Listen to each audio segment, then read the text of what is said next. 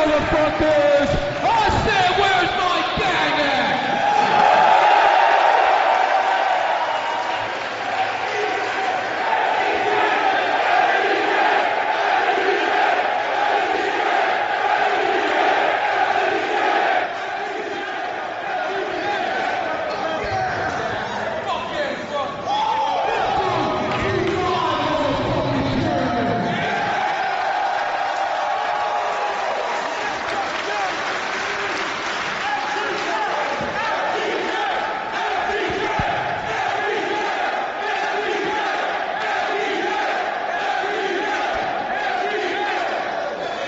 For some of you new people here, I came up with this tournament when I sat in my fucking prison cell and I got letters from fans around the world telling me to keep my fucking head up and stay strong.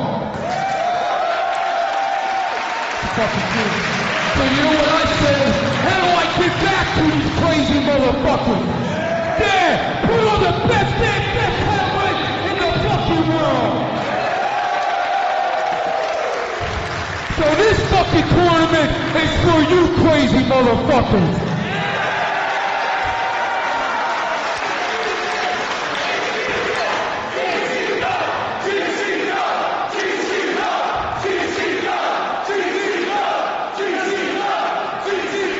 So I want to start off by saying thank you to you motherfuckers.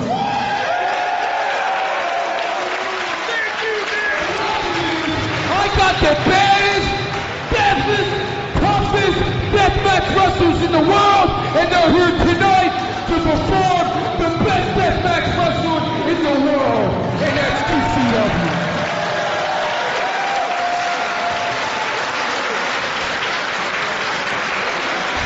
So you know, I fucking love this wrestling. I love what I do. So you know, I had to put my ass in this fucking tournament. I'm feeling fucking good tonight, so I said, you know what? I'm putting that fucking title up all fucking night.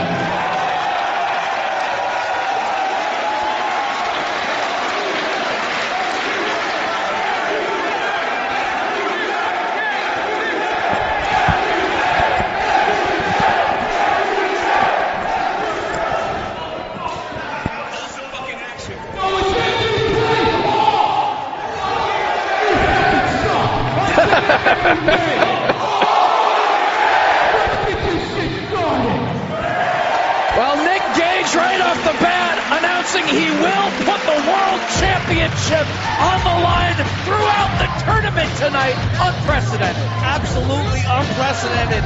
You know, and I guess when you've held the title as long as Nick Gage has, and when you've beaten the proverbial who's who that Nick Gage has beaten, you gotta try new things to keep it interesting. That's right, and he's very confident in his ability to go through this whole tournament. His tournament. Unreal. Concocted in a prison cell. On any given day, any man can beat another, but now you put Nick Gage in this volatile three-way match, triple threat, call it what you will, but this is going to be an absolute barn burner.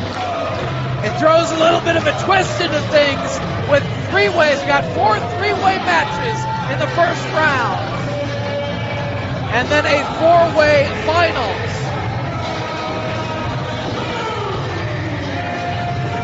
And the Husky heartthrob, Cody Rice, the first opponent of Nick Gage here in your first matchup.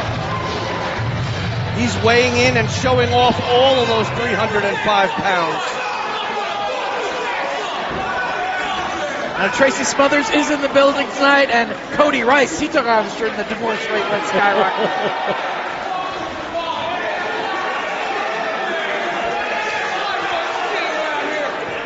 The hardcore heartthrob may outweigh the king, Nick fucking Gage. May outweigh. But I'm not sure if he has. I'm not sure how many other Former advantages Mid-American he has. Wrestling Champion Barclay Mike handed me a nice beer. Thank you very much. Tip of the hat. The Midwest reunion is tomorrow. I could have sworn you signaled no when that beer was offered.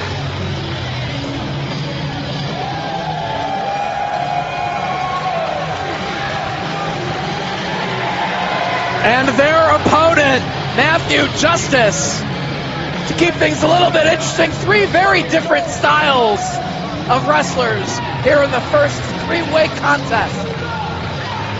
The anticipation's been building up for a long time. You know, it's kind of like Tournament of Survival kicks off the deathmatch season. And in a way, the Nick Gage Invitational is almost the close of the deathmatch season. It's epic.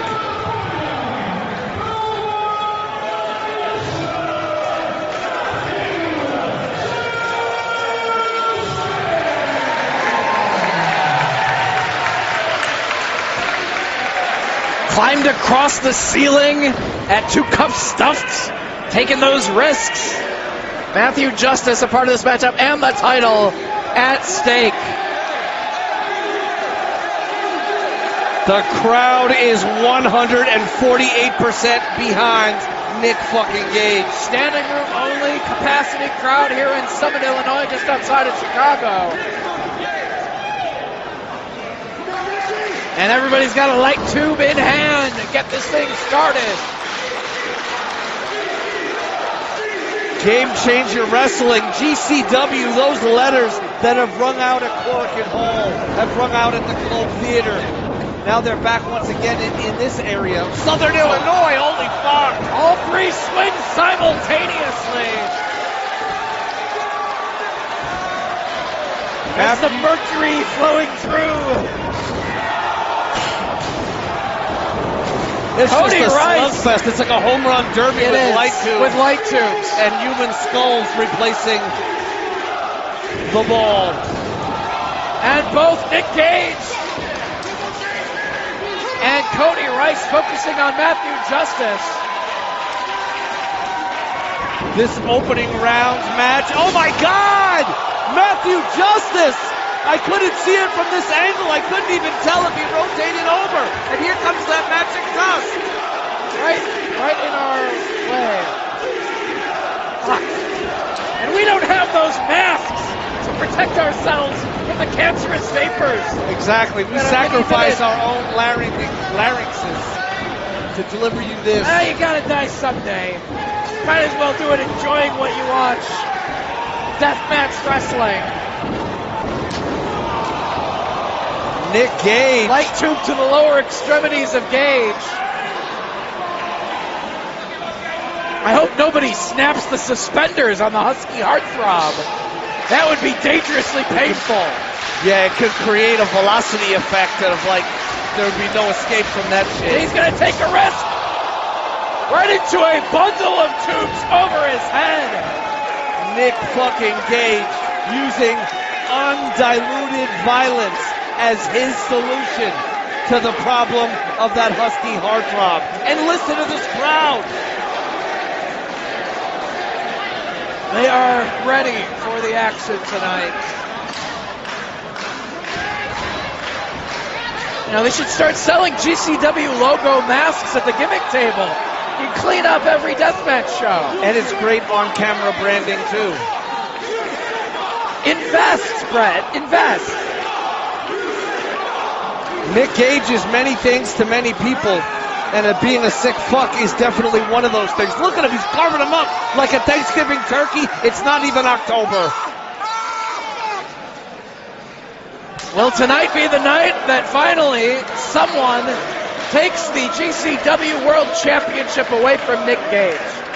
Well, it takes a lot of balls to put it on the line against so many competitors that are at that same level of violence. And I don't think even Scott Steiner could fucking figure out that math of what the odds are of Nick Gage retaining. But while we're talking about that Husky heartthrob just got fucking hurled through those front couple of rows of chairs there, Dave. Cody Rice, another one of those wrestlers who can adapt to different styles of wrestling given the show, you know, either doing deathmatch wrestling or just straight up pro wrestling. You see a very different Cody Rice on another type of show that you might see him on. 100%. But he's a very versatile athlete. And he was someone, you know, he's been doing this for 12 damn years. And for a lot of those years, he just focused on traditional professional wrestling. Absolutely. It wasn't until a few years ago that he really started to do more than dabble in this deathmatch art form. Oh my God, look at his Oh face! no, Matthew Justice is climbing Wait a across second. the top of the locker room area.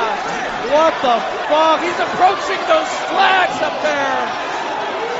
Why is there a thin blue line flag up there? But I digress. I mean, we saw the risk that he took at 2 Cup Stuffed. Is he gonna go flying off of that? He can't. That's gotta be 30 feet in the air. GC fucking W. 30 feet! And Matthew Justice soars on top of the pile, especially Cody Rice. I can't even hear myself think in this room. The Nick Gage Invitational is off to a violent and unpredictable start. But Nick Gage firing away on Justice. Gage setting to the wall. And then just rolls down those bleachers like they were a set of steps.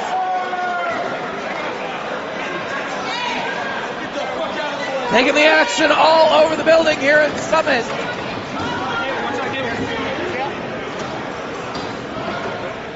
And rolling Nick Gage back inside the ring now. Matthew Justice goes for the cover. Here we go.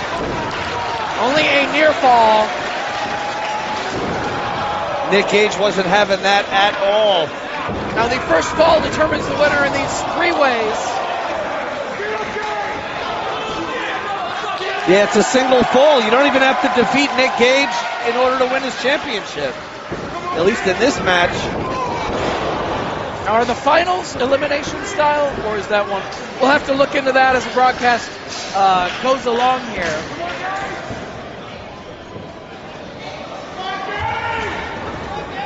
But yeah, Gage, it throws another thing into, if he wants to hold on to that title, he needs to make sure, even if he's not involved in a pin attempt, that he's there to break it up so that someone else doesn't win his title. Wait a minute, Cody Rice is using those suspenders in a way for which they were not designed or intended to be. Technically, light tubes are not designed to go in suspenders or be used in pro wrestling either, but they do. Nick Gage able to move out of harm's way, but blast across the back of Cody Rice as a result. Wait a minute, though. Cody Rice set himself up for Matthew Justice. Moves the post. Justice, so versatile, so gifted. And Nick Gage retrieves one of those light tube fans. You know, I always talk about how great the fans are, but not like this. Holy fuck. Swung that right at the rib cage of Justice.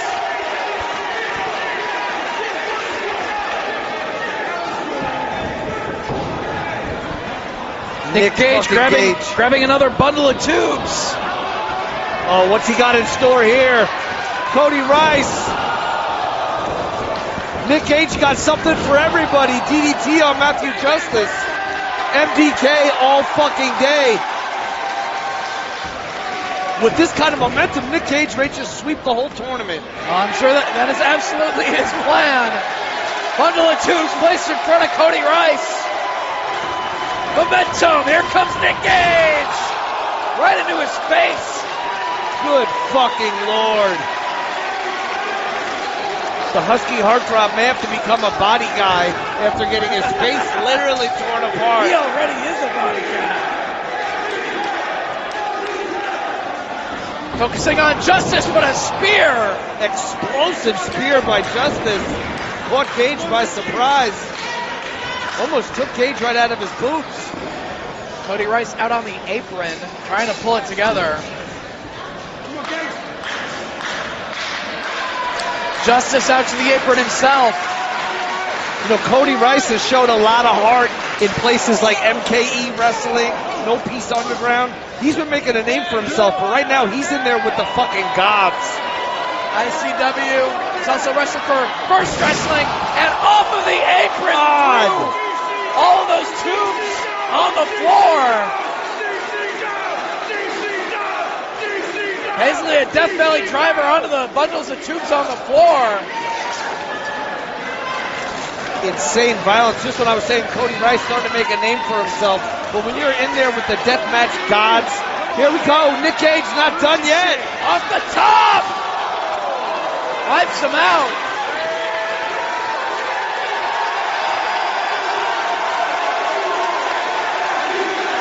No herbs are invited to the Nick Gage Invitational 4. Nick Gage did that a few hours ago on the Black Label Pro Show, and I was like, I remember when Jushin Liger did the same dive against Brian Pillman at Super Brawl 2. Who would have thought that Nick Gage would be the new Jushin Liger? Exactly. Nick Gage. How versatile Nick Gage is. Nick Gage is many things to many people, and right now, I'm sure he's got a beautiful shooting star press as well. Nick Gage! Choke breaker on Matthew Justice. But he Cody turned Rice his back on the big ring. man. I don't know if he realizes Cody Rice right behind him.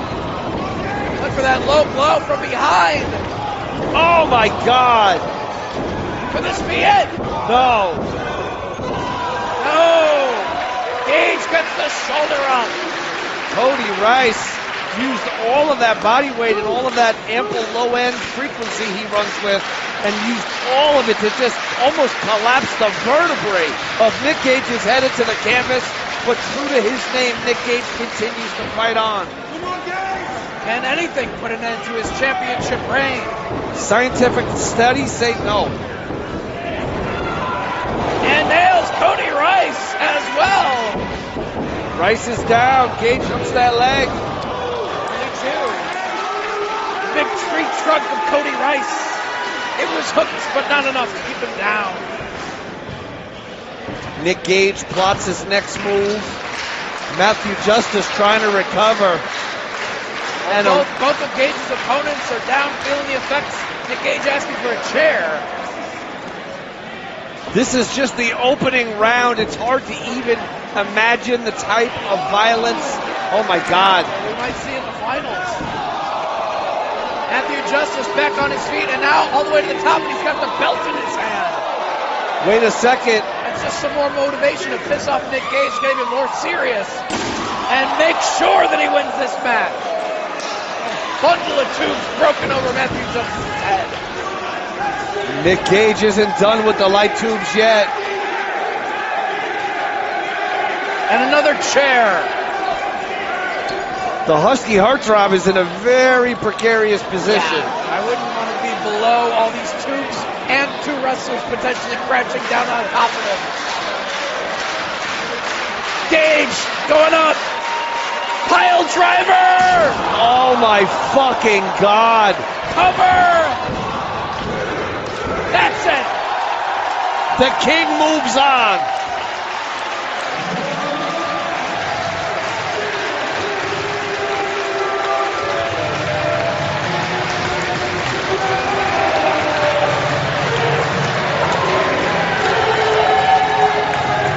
You talked about it earlier. Nick Gage wrestled earlier today.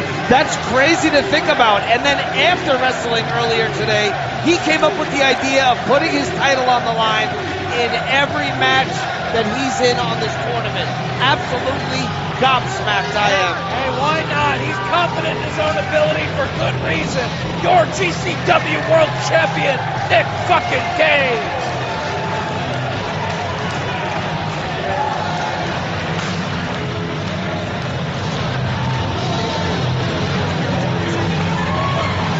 Hashtag NGI4 on social media. Of course, there's going to be a lot of setup for each of these death matches as part of the tournament, and we will be taking your questions on Twitter, hashtag NGI4, if you want to add your questions or comments to the mix. Shout out to our friends over at Fight TV and Smart Mark Home Video for making all of this possible. And speaking of making it possible, I don't know if the cameras are picking it up. I'm just looking at the grimace on the face of Cody Rice as he tries to get back to a standing position. And he's back up, earning his place and a standing ovation from the fans.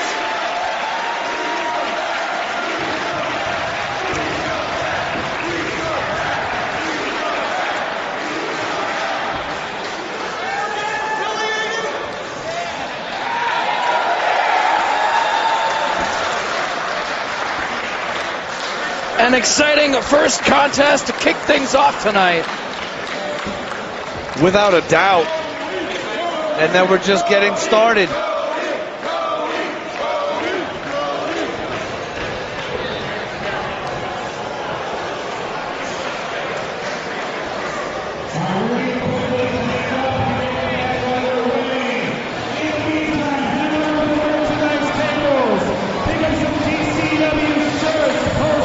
So opening up the Twitter machine as we get set up for our next big three-way matchup as part of the tournament.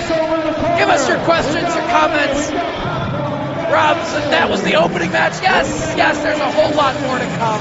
It's just going to get more crazy later on tonight. And like you said, it's not just extreme fuckery. It's not just literally the Mount Rushmore of deathmatch wrestling come to life and putting it down before your very eyes. It's also some amazing special attraction matches, some non-deathmatch matches that are going down tonight, including some wrestlers that are literally the talk of the wrestling world. And I'm going to start it off with a match that, as soon as I saw it was signed, it blew my mind. Marco Stunt versus Tracy Smothers. The Thug. Two different, or even possibly three different generations across Tracy and Marco. Oh, absolutely. But Tracy's been going for damn near 40 years now. Different generations. 35 maybe, something along those lines. Different generations of wild-eyed Southern boys. Yes. Seeing the world, popping the crowds, and that's going to be a hell of a contest later, I am quite sure. Kevin Avalanche Style says huge respect for Cody Rice. He went 100% all out tonight. Absolutely. Fantastic showing by all three guys. And Matthew Justice soaring out of that balcony. That's got to be the GIF. Who's on the GIF department tonight? Is it Joe K or who's doing plenty, it? There's plenty. I've seen several already. I'd like to see a GIF of Justice. There's a GIF of the light tube fan right to the midsection of Justice. How cool is that? I love that wrestling's evolved to a place. They're saying it was a pop so fucking hard, my eyeballs exploded. True fucking story. Hashtag NGI4. And since we're just one match in, Dave Prazak, you got plenty of time out there to let your friends know, let your family know. Stop what you're doing. Stop studying for the finals or going back to school. Take or a break, couple hours, and watch some fuckery on Fight TV. Unfiltered, uncensored, unpasteurized fuckery, pure from the tap. Vix missed the opener. Hopefully Nick didn't kill Matthew too badly. It wasn't too bad. Matthew Justice and Cody Rice both walked back to the locker room on their own power and earned the respect of everyone in the building, and I would say probably of Nick Gage as well. Without a doubt. Question, when do we get Brett Lauderdale versus TJ Hyde in that match? I'd pay to see it. Maybe I should have filtered that one out, but no, I read it. Good question. Can we do a Kickstarter for that? I bet the people would pay. People will kickstart that shit. Great start to the show. Yes, it was. Ghostbuster technology being put to use to get rid of the flash shards. Yep. It's like that updated, Mario Ghostbuster type technology from where I sit. With my extensive background in women's wrestling and Joshi, who's the first woman in NGI4. Let's see. What women are you? I mean, Lufisto's still out there going. I don't know if she's necessarily doing the death matches anymore because her body has taken a hell of a beating over the years, but it wouldn't surprise me to see Lufisto back in a death match style at some point. You never know if the money's right, if the opponent's right. Lufisto could answer the challenge at any time. She's that damn tough.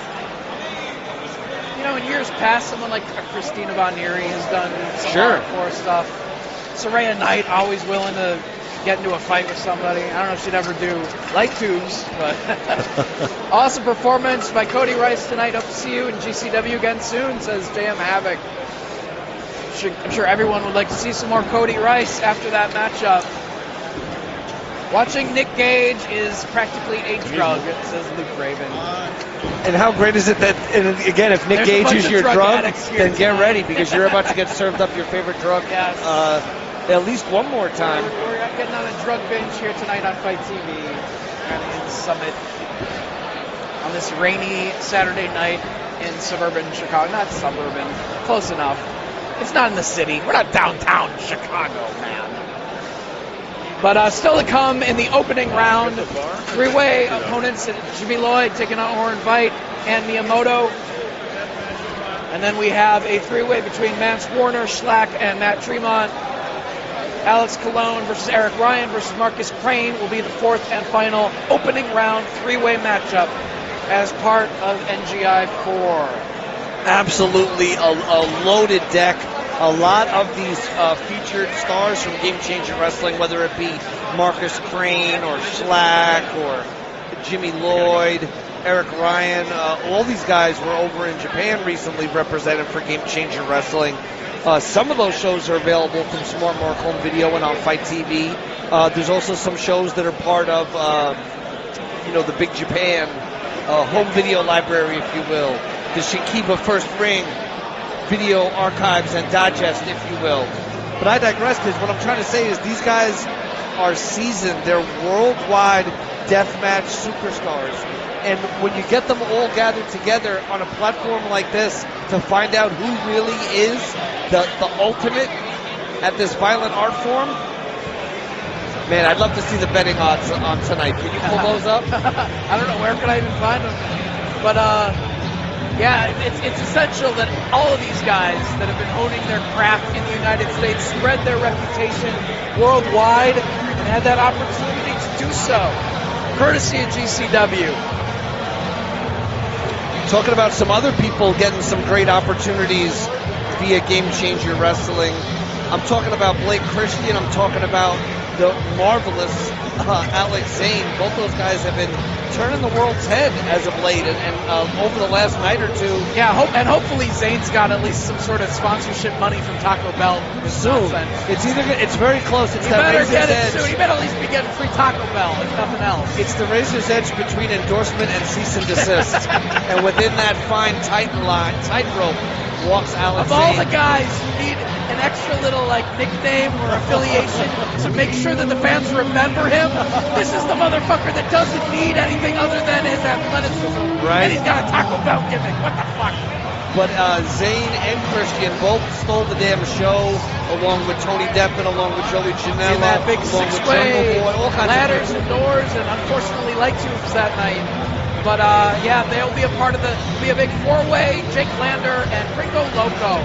So those guys who aren't a part of the tournament will get their chance to shine later on tonight, four-way style. And Lander's a guy I'm getting to see for the first time. You know, anybody that's trained by Michael Elgin obviously has a wrestling pedigree. I'm curious to see what Lander's all about. He's a small guy, but very athletic, and he's one half of the current BLP Tag Team Champions, along with Trey Lamar. That's what's up. I'll be curious to see how he can compete and how his skills compute. Because when I think of the Michael Elgin style, and then I think of a Zane or a Christian or a Gringo Loco, I see a contrast in styles there. So I'm very curious to see. A little bit different. He's not quite as flippy as the others are, but he's still very sound in everything that he does. And it looks like we have the addition of the ring bell duties tonight coming our way. It's unknown who was ringing the bell prior. As that was anyone. The first match. Who knows? It's unknown, but they've lost that privilege. It looks like we are about ready to go with our second matchup. Ringing the bell is a privilege, not a right. Yes. Here we go.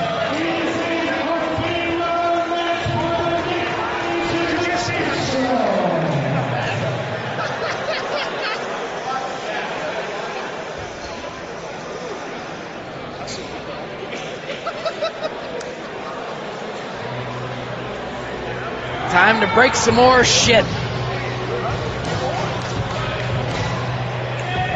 What a year it's been for this kid, huh? Call him a kid, call him a boy, call him what you will, but town to town, state to state, country to country, Jimmy Lloyd is climbing and scratching his way further up the card, further up the ladder, and on that way to deathmatch immortality. Yeah, building his reputation, that's key.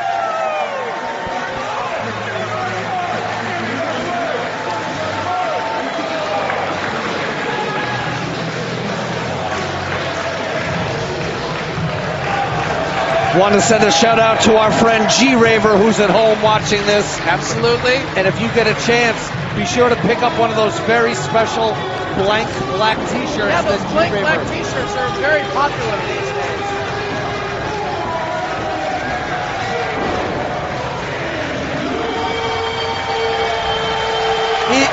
G Raver has started a fashion craze of the plain black t-shirts that are available. And it's great. You can look good and you can support one of the kindest and sickest men in the game. Absolutely. We love you, G Raver.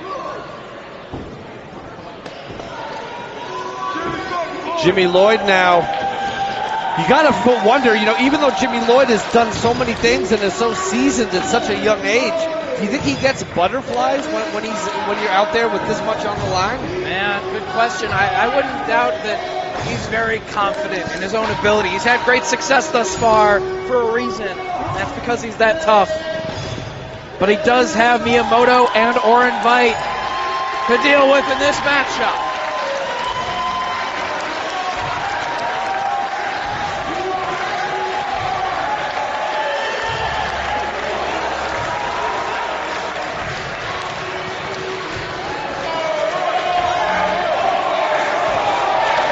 It was right here in Summit that a lot of these fans got their an early look at Oren Veit, and he earned their respects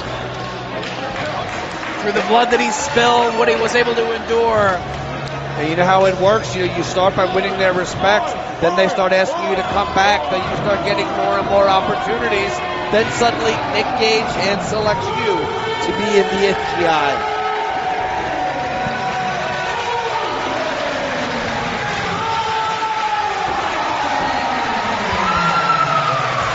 Got that early buzz through his outings as part of the ICW shows in Milwaukee, Dysfunctions promotion.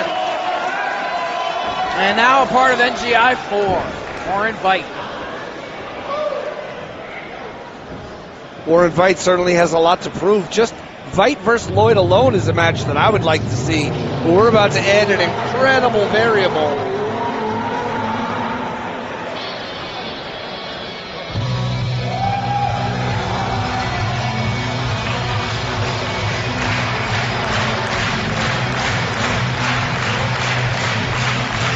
The fans are ready as well.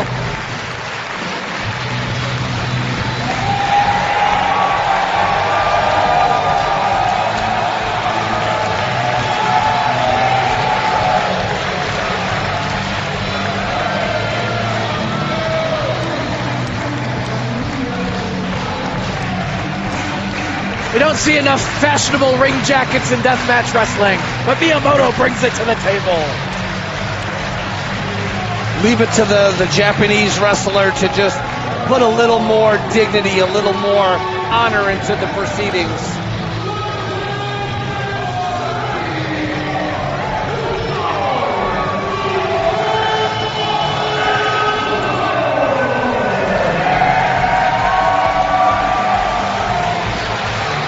A nice ovation from the fans here in the Chicago area.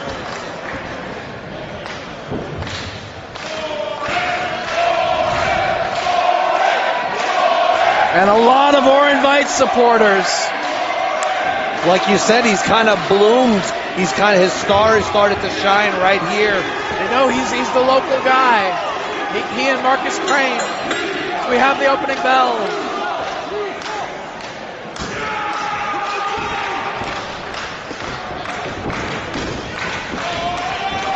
Of course, Chicago's own Marcus Crane will be a part of the tournament later on tonight. Wait a minute. Well, the first tube has been busted. Miyamoto's just like, let's just get this out of the way. Get it out of the way. It's just a formality.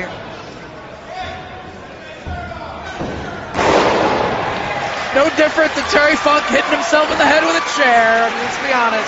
Absolutely. It's just a warm-up.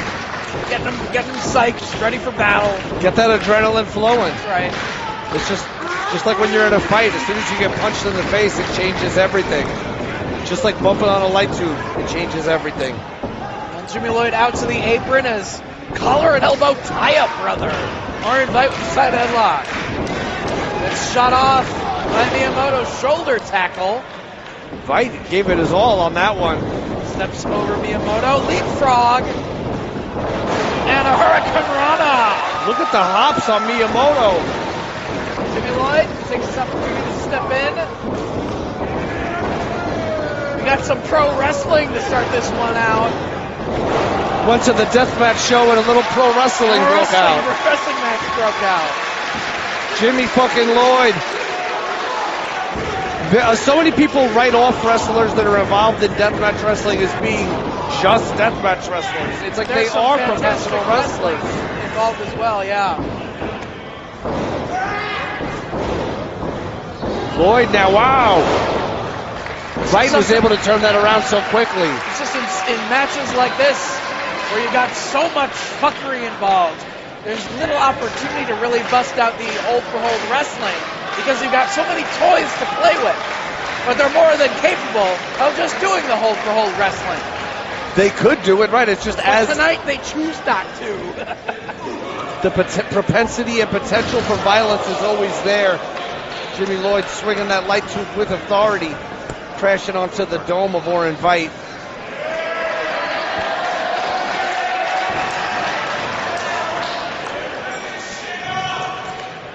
Trying to carve him up on the floor. He's got a light tube over the head. Using that broken tube to carve up his forehead. Miyamoto with that tube going to work on Jimmy Lloyd now. Jimmy Lloyd able to absorb so much punishment. No! He's biting the glass. God, he's just eating a light tube. Eating it. That is just unnecessary. We're worried about breathing in the dust. He's eating the shit. Yeah. Not easily digestible, from what I hear. I haven't actually attempted it. Worse than passing White Castle, as I understand it.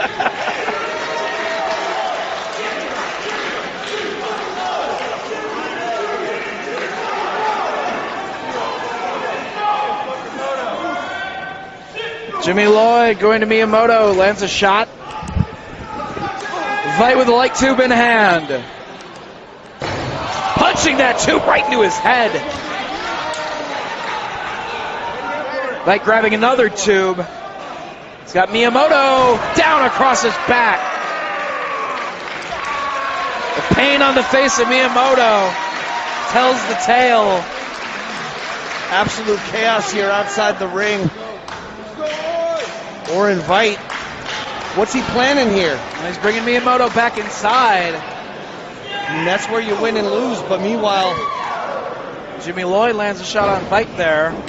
Miyamoto back onto the floor, all three competitors now.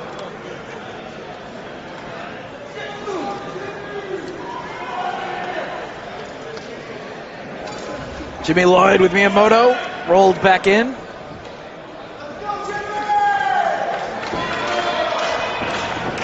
Jimmy Lloyd trying to get some offense rolling here. There's been a lot. My concern is it's a lot of time here for Miyamoto to recover. Yeah. Rolling him in the ring, out of the ring, back in the ring. Has him up.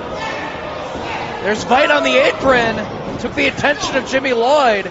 That freed Miyamoto. Moves to the midsection of Jimmy Lloyd. Reversal of the whip. Into the buckle. Hard. Wow. Big clothesline. He hit the buckles hard, but he hit Jimmy Lloyd harder. Yeah, standing moonsault double knees from Miyamoto. Right into the ribs of Jimmy Lloyd.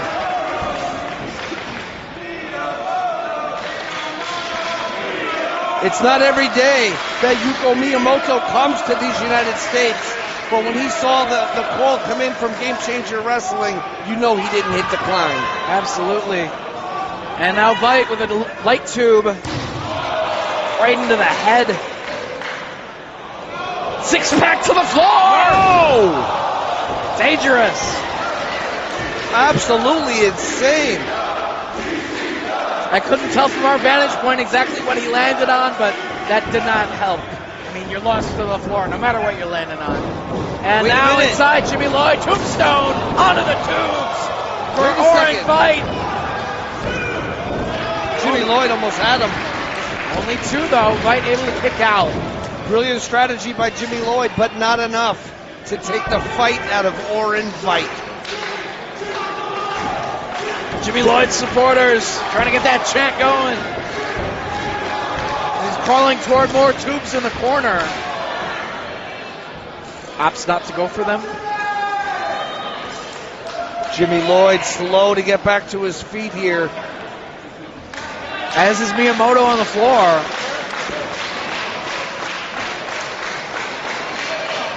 Lloyd waiting for Vite to get back to a standing position.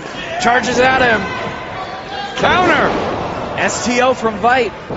Vite rolls Jimmy Lloyd through. Jimmy Lloyd got his hands up in almost like a defensive position there.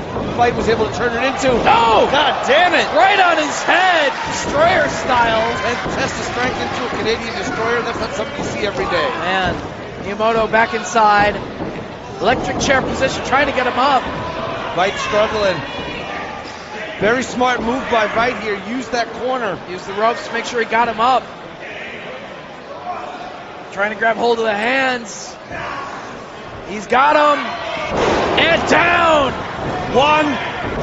What? No, only a 1 count. He kicked out. He's like, I didn't fly 19 hours for this shit. Ooh! Huge punch right to the jaw. That knocked him down. Orin Vite was able to instantly equalize Miyamoto. I thought Miyamoto was about to unleash like a biblical style ass whipping right there. Vite grabbing 2 tubes, laying them across the chest of Miyamoto. One rolled off, one still in position. Yeah, unique air circular currents objects here. may roll to the side from time Very to time. unique air currents and patterns here in Chicago. All the way to the top goes I've never Vite. seen that before. Have you ever seen a light tube move in that nature? I think we got the we could have the Invisible Man getting involved. Invisible Man, Invisible Stan trying to get involved with the fuckery. 450 knees into the tubes into Miyamoto. Good Lord. Miyamoto. Cover. Jimmy Lloyd diving in to break up the pin attempt. You gotta wonder if Miyamoto would have been able to kick out of that if not for the help of Jimmy Lloyd. What is on that? Knives all across that thing. A knife board? Are you kidding me? No! Powerbomb right on them. Oh no! Jimmy Lloyd pulled a knife off there. Damn. Ah! Neither one of them, both of them had to have gotten sliced on that, but head first into them went Vite. Only for Jimmy Lloyd is slamming you on knives a transitional maneuver. It's something he does to you to set you up for another move. Oh, man. And look at Vite. Vite almost seems to be going into shock or something It's here. like not every day you get essentially DDT'd on knives.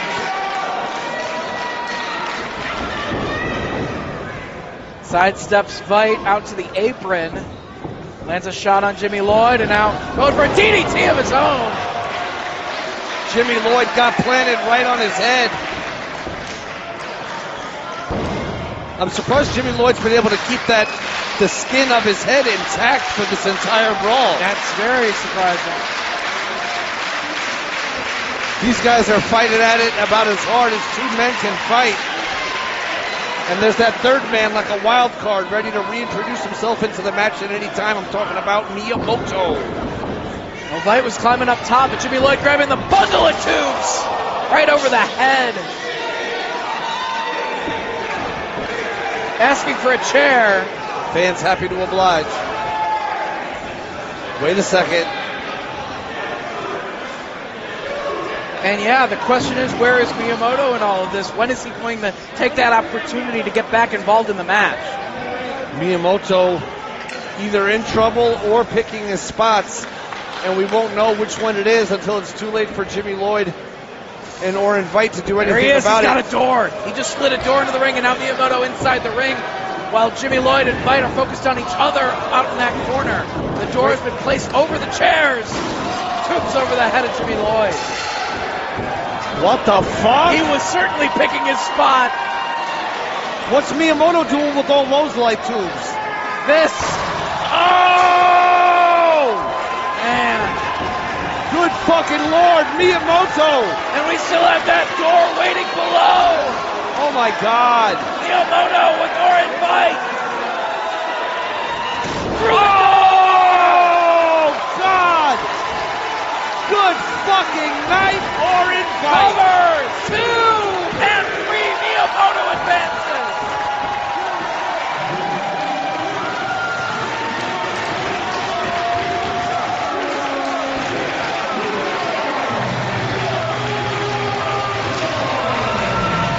He waited for that precise moment to get involved in the matchup once again, and it certainly paid off. He was able to orchestrate everything to the max, slide in there at the perfect moment, introduce his door to a scenario that was already being unleashed in the ring.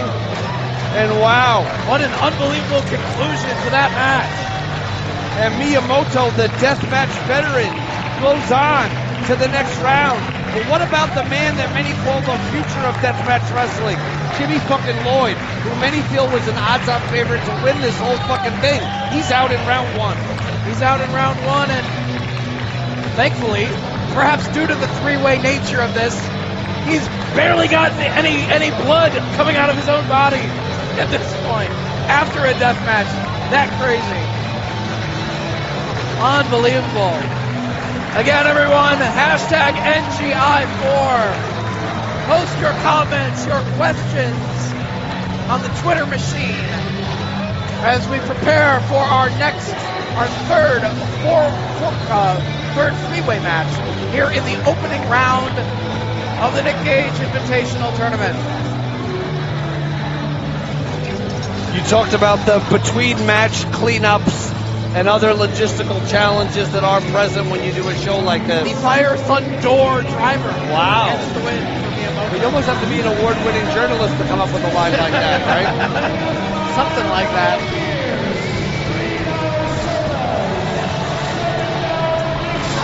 Taco Tuesday. This NGI4 event is so fucking bonkers. We've only seen 2 matches so far.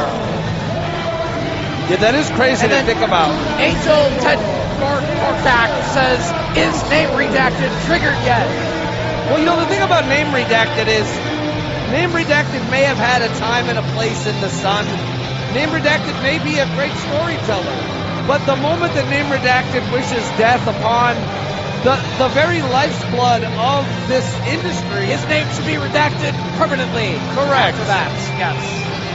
vanished into like, I don't even know what, like the Fortress of Solitude. I mean, professional wrestling is supposed to be a brotherhood, right? Yeah. Right. And the last thing anyone in this brotherhood would ever wish on anyone else in this brotherhood is injury. Yes. Injury or worse. Legend of Jericho, 187% fuckery. Yes. I was trying to figure out the exact percentage. That's it. 187%.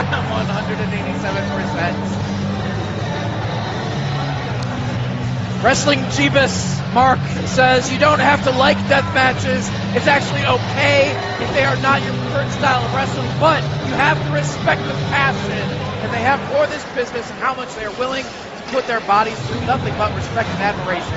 Couldn't have said it any better. Well, that's the thing. Think about it. Professional wrestling, as it is in a way, the wrestlers themselves are performing the ultimate sacrifice in terms of their bodies, their physical health, their longevity. The fans make the sacrifice of working all week to pay the money to fill the seats to make the shows happen.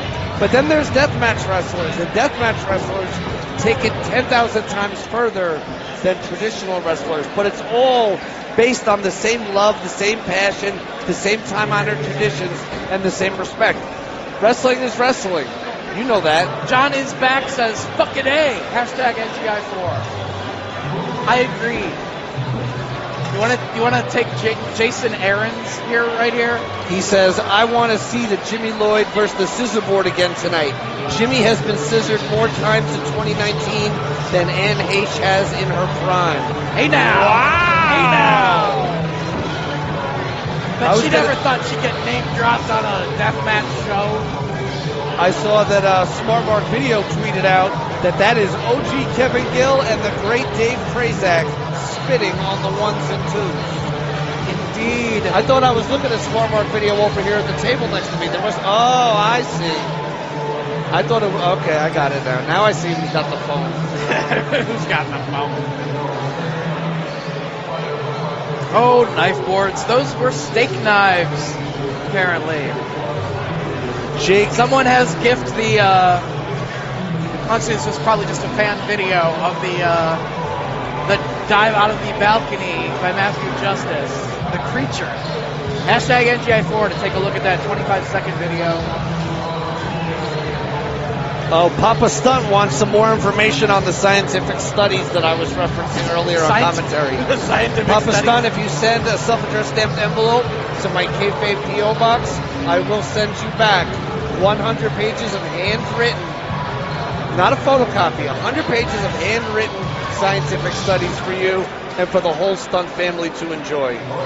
We're not shouting out the woo tube. Absolutely not. Moving right along. Thank you, though, for joining us on Fight TV and actually spending your money to watch NGI4 and putting money in the pockets of Game Changer Wrestling. I was just brought a gift here at the commentary table, and it's funny because I've been admiring, I've been coveting these. I see a Chris Dickinson lighter. What's going on here?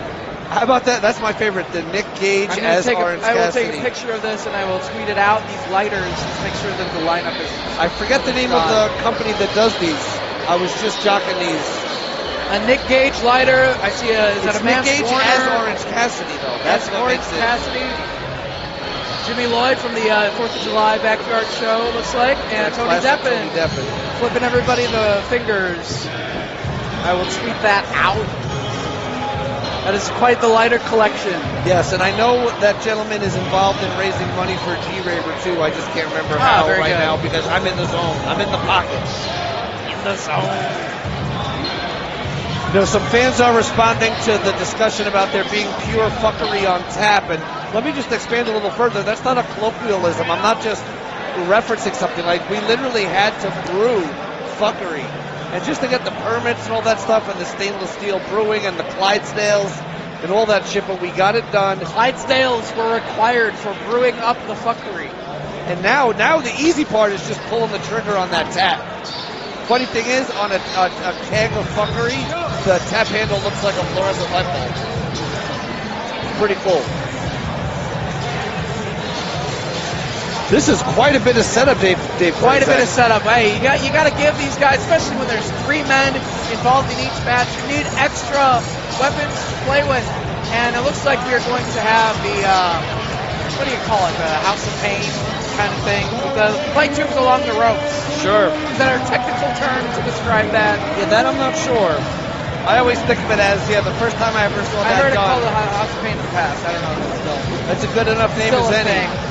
Yeah, I saw it done for the first time with my own eyes at Korakuen Hall many years ago, and I was just fascinated with the adeptness and the rubber band quickness that the Japanese ring crew. It took much longer for the hillbillies in southern Indiana to put them on Uncle Ian's shows. Hi, Ian, if you're watching.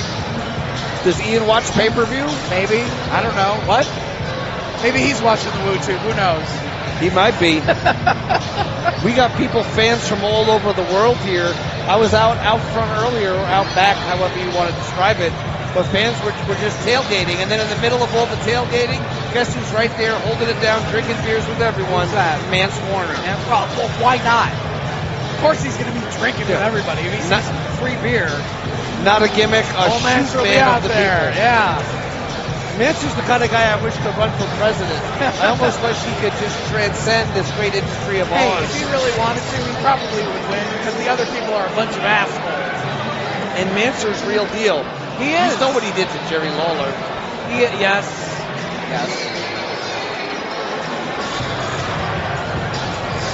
Unfortunately, I also saw what Jerry Lawler did to him. That's true. Let's get that rematch once Mansour's in the White House. Oh, that would be great. It could be like the White House against Jerry Lawler's Batman collection. Yes. I was watching back that show the other day, Dave Prazak, and whatever What a happened. show from top to bottom. Yeah. Something happened to that match, and I was like, Jerry Lawler doesn't need this. He has a full-size Batmobile at home. And then I just couldn't stop thinking about that for some reason. He has the Batmobile at his house. And that's something that, how often does he even have time to get to it? Never. He's always on the road. He also has all those Coke machines. Yes. Have you not consumed enough Coca-Cola in your life thus far? Not yet. Jerry Lawler. Shout out to Jerry Lawler. Shout out to everyone that supports Game Changer Wrestling. Shout out to our friends over at Black Label Pro, who ran an amazing tournament today that's available on, I believe, a leading streaming site. A leading streaming site, yes.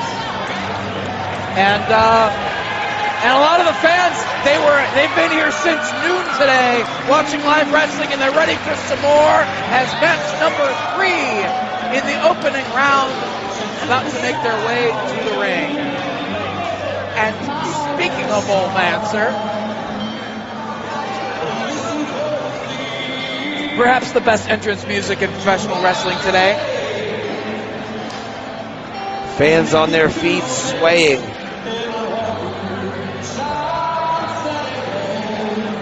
The atmosphere almost changes. It becomes more of like a concert. Music fills the air. There's a sense of hope and anticipation. Yes.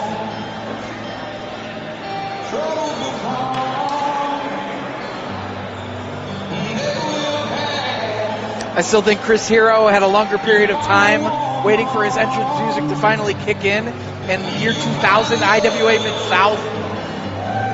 We'll have to run a split screen, run a timer. Yeah, I think Hero was a good minute and 20 seconds, something like that. Holding out for a Hero by Bonnie Tyler.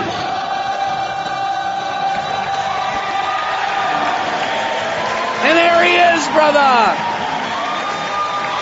Vance Warner! Having a cold one on his way to the ring. Why not? Have a cold one on his way to everywhere. On his way to everything. On his way to life.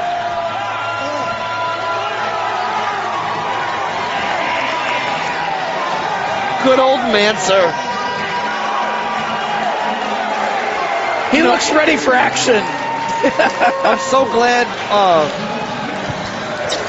that Manser never signed one of those Legends deals so that he's able to just continue delivering unfiltered Manser to the people for decade after decade after decade after decade. I was lucky enough to be able. Legends deal. That is correct. I was lucky enough to be able to put the tin foil on my antenna back in the day, and I would tune in channels I wasn't supposed to get, and I would watch Manser wrestle in the Hawaiian Islands. The Hawaiian Islands. Wow. It changed my life forever. And in Hayside, Virginia. They can't get any TV in Hayside, Virginia. But when Manser was on the tube, he certainly got it. When Manser was on the TV, it didn't matter what part of the country you were in. You could see a white hand and a black hand both reaching into the same popcorn bucket at the same time. And that's Manser, baby. That's Absolutely. Manser.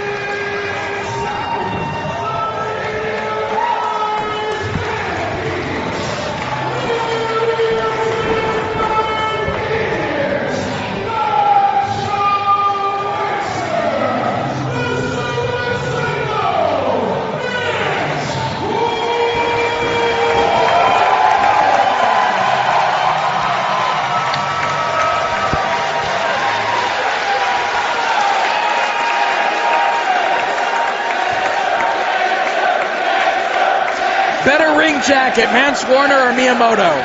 Ooh, that's a... I don't know. Put that up to the fans on hashtag NGI4. Yeah, let us know. Hashtag NGI4. Better ring jacket, Vance or Miyamoto? It's definitely two different styles.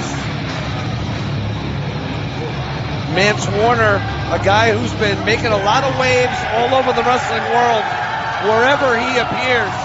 It seems like being in Game Changer Wrestling, though, especially lights a fire under him. And he needs a fire lit under him, because look who the fuck he has to fight.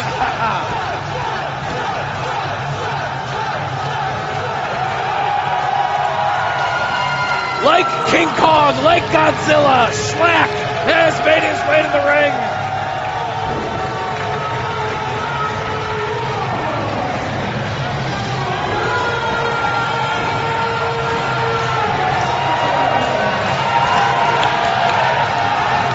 Schlack was a phenomenon in Japan, and I feel like he's come back from the Far East with a ton of momentum. And don't forget, this is a three-way contest. Both Vance Warner and Schlack have got to deal with the bulldozer. a certified legend, a true deathmatch Hall of Famer, a trailblazer, a respected icon, a friend, someone a lot of people in this locker room look up to and call if they have a problem in their life, happens to be the same motherfucker that will rip your skin open from the tip of your nose to the tip of your asshole, the long way. Anticipation is the name of the game here. Nobody's song starts right away. Nah. 7-match card. Nobody's in a rush.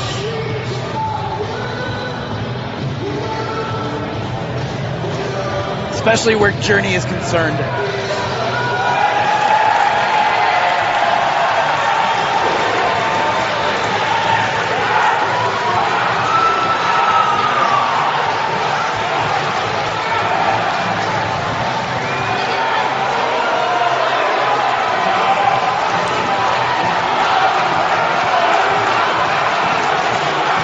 Listen to this ovation.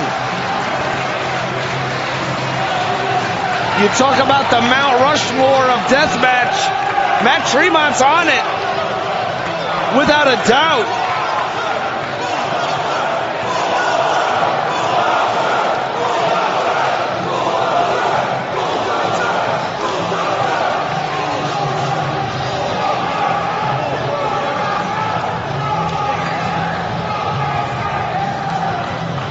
The bulldozer, Matt Tremont, takes a moment to survey this sold-out room full of maniacs.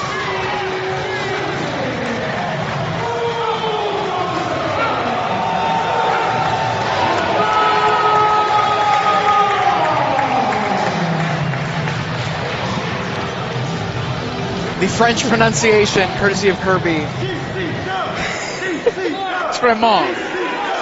Matt Tremont. All right, match 3 of 4 here in the opening round of NGI4. Mance Warner versus Schlack versus Matt Tremont. And we're off to the races.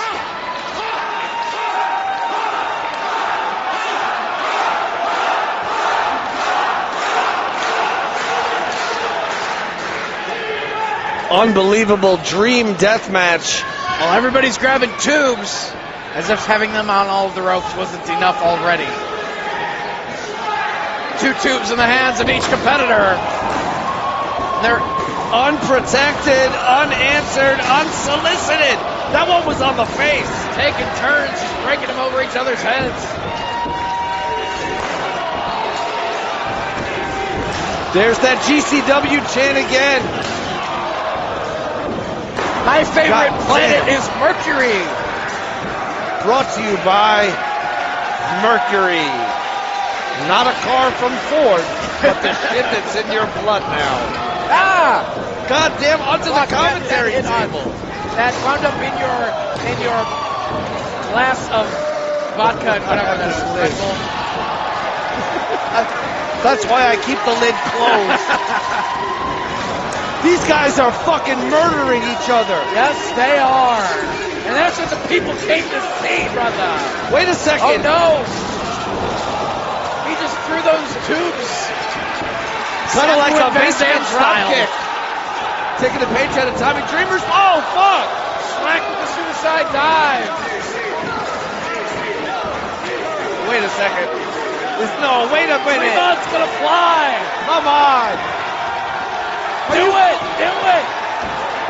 Here comes that Tremont! Oh my God! Holy shit! Super fly!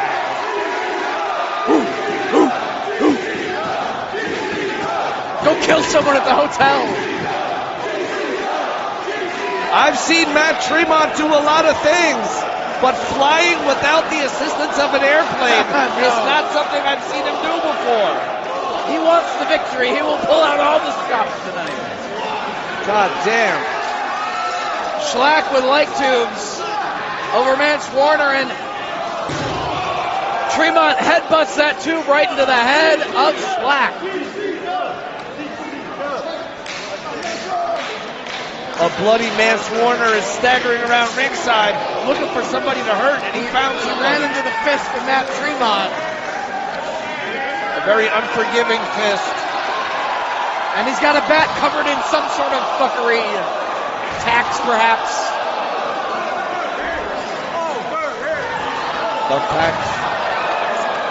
Oh, Gusset plates. Those are the worst. What's going on here?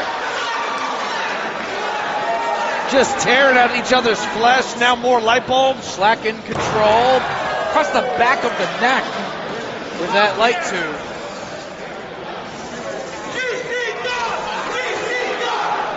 It's like calling a match like this, it's like being in a fucking car accident. Yes, it is.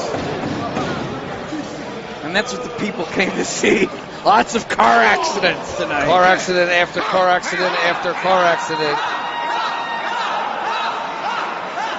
Tremont with another tube. To the lower nutsack Oh, God. region. Tremont had his back Slack. turned. And there's Mance Warner. The end of a broken tube right into his head. Oh, God. Oh, wait, no. Bamboo. Ah, in his head. Oh, no. Those skewers.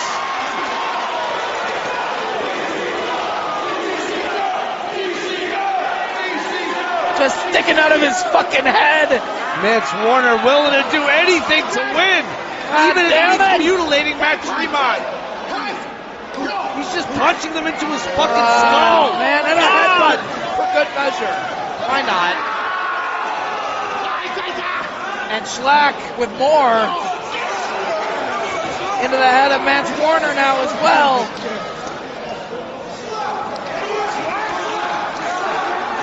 Crowd here starting to rally behind Schlack. Got antennas sticking out of his head. Oh, fuck. Oh my God! Nowhere with flying Schlack. I demand that. I want a gift, but I want that one to be with sound. Schlack out of nowhere. Nobody does it like Game Changer Wrestling. The Nick Gage Invitational 4. Off the apron. Collides with Schlack. Tremont's all about the high flying tonight. Oh. Look at these guys just slugging each other in the face. Brutality. They're not done. Back and forth. Wait a second. Tremont stands up, gets that leverage. Another huge shot. Man's trying to stay on his feet, swinging at nobody, and down he goes.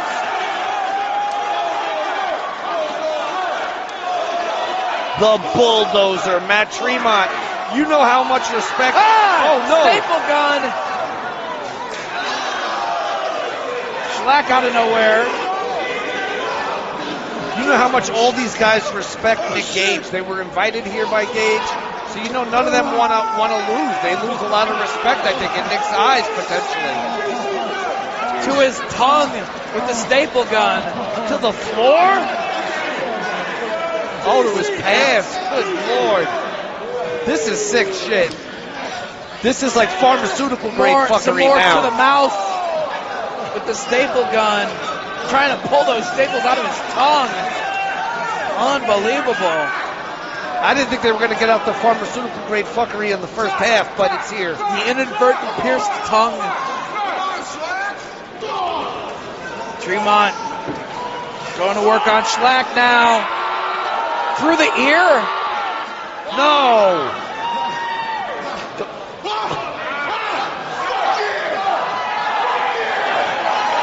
Just piercing the flesh.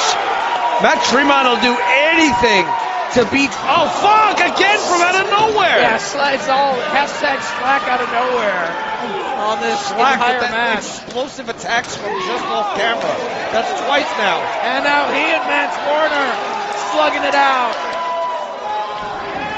Mance back inside. Old Manser in there with almost like a form of kaiju. Schlack seemingly more kaiju than human. Would it make him superhuman? Reversal of the whip. Schlack into the corner. Mance charges in. Nobody home.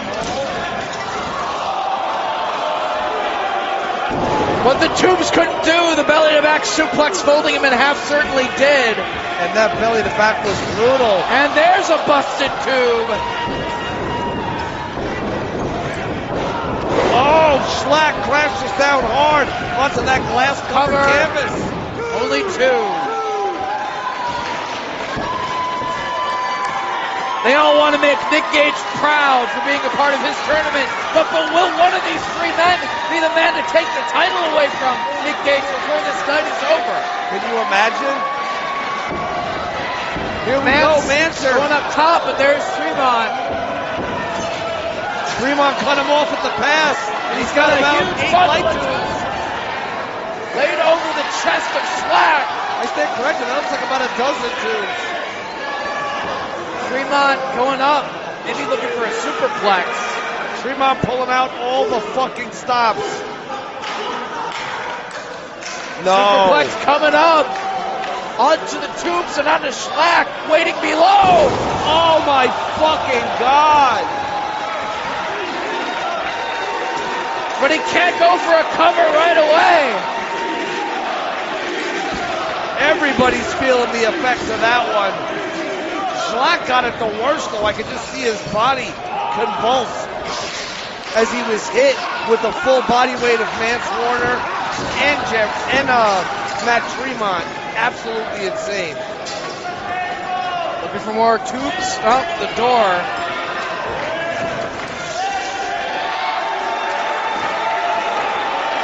Tremont setting up that door. But what for, Dave Prazak? He's got it propped up in the corner. I don't know if anyone can use a door better than Miyamoto did earlier, but I guess we'll find out. Yeah, I don't know if anything's going to top that. The conclusion of that Miyamoto match with the door. But they're certainly going to try. Gusset plate. Is that a gusset plate in Right the on arm? his shoulder.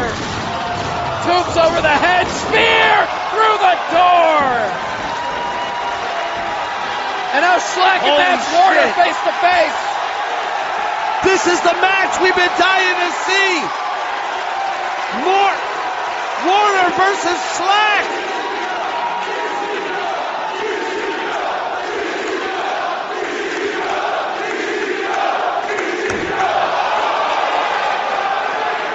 Eye poke has no effect.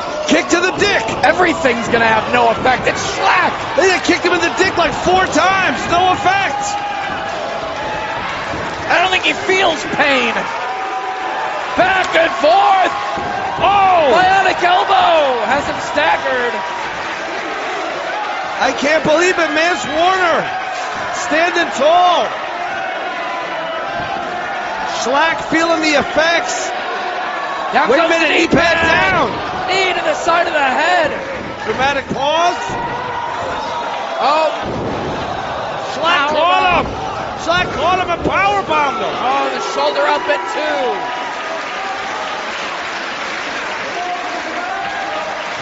2. Matt Tremont starting to make his way back to his feet for the first time. A bloody mess. Tremont can't even stand. Right, And you know how much pain he can tolerate. A door covered in tubes being propped up in the corner now by Schlack. Tremont puts on the brakes. Clothesline on Mance Warner. Schlack charges in and gets put through the door. Mance with the knee and the tube. 1, 2, 3. Mance Warner advances in the tournament.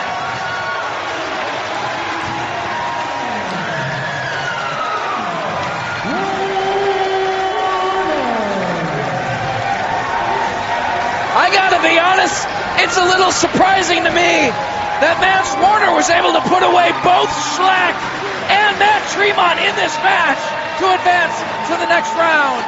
That's really saying something. I mean, he had two huge opponents to deal with, and he got through them some way, somehow. Old Mancers advance. the Southern psychopath, the master of the eye poke, found a way to out-tough and out-violence two of the toughest, the most violent people in Game Changer wrestling history. Unreal.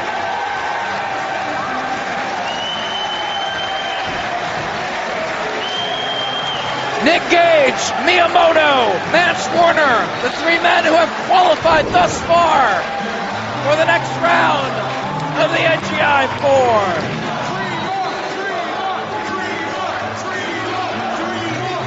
What a feeling it is here in the greater Chicago area to be a part of the Nick Gage Invitational 4, whether it's the fans, who it doesn't matter what row, or even if you're general admission, you will get glass rained upon you. Yes, you will. But everyone's here. Everyone's here, whether it's to literally bleed and leave it all in the ring, or for the fans that want to experience the greatest deathmatch show in the world. Whether it's in person or on Fight TV, Game Changer Wrestling and Nick Gage are delivering it to you, Dave Prazak. What a war.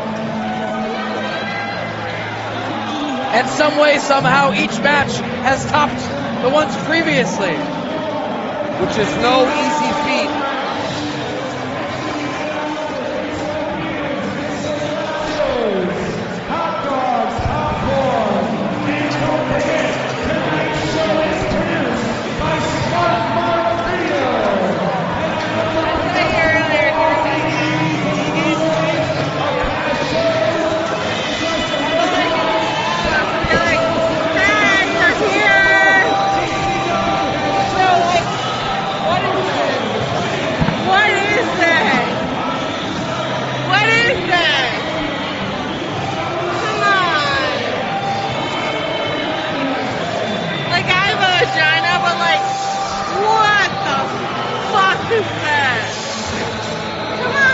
Is our mic hot?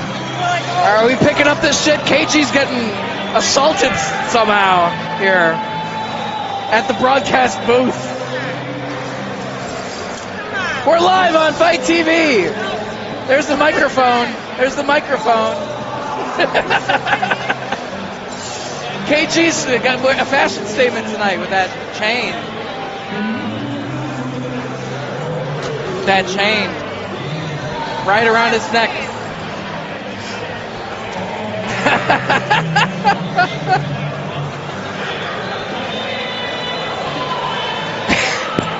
Wow. All right. We did a little meet and greet here at the commentary table. position. I don't know how much of that could be heard at home. The alcohol is flowing here at the Summit. There truly is no barricade between audience and performer. We are all one. Yes, we are. There's no invisible line or even visible line. Hashtag NGI4. Give us your questions, ladies and gentlemen. Questions as we set up for our fourth and final opening round match as part of the tournament. Hashtag NGI4. Bring it on. Give us something to talk about while the staff do their thing up at the ring. You know, one thing I was thinking about was I'm looking at a lot of these shirts I see people wearing around the building here. A lot of them are black shirts. Oh, a lot of them are black shirts. A lot of beards, a lot of dark rimmed glasses. I'm also seeing, I see a lot of Powerbomb prints in here. You know, Powerbomb prints, they give you that high quality printing with that kind of wrestling fundamental know-how that really seems kind of unequal with a lot of different t-shirt providers. Do you have any thoughts on the good people over at Powerbomb Prints? I'm unfamiliar, but you just put them over huge, so that's what counts. The Scottastic Dexter Beckett. Okay, so far, Matt Warner, Tremont, and Schlack is the match of the night. Holy fuck! That's going to be tough to beat. It is going to be tough to beat. Let's see, there's lots of retweets for something who believes that it will be Alley Cat that will be the next female deathmatch wrestler. Could be. Could be.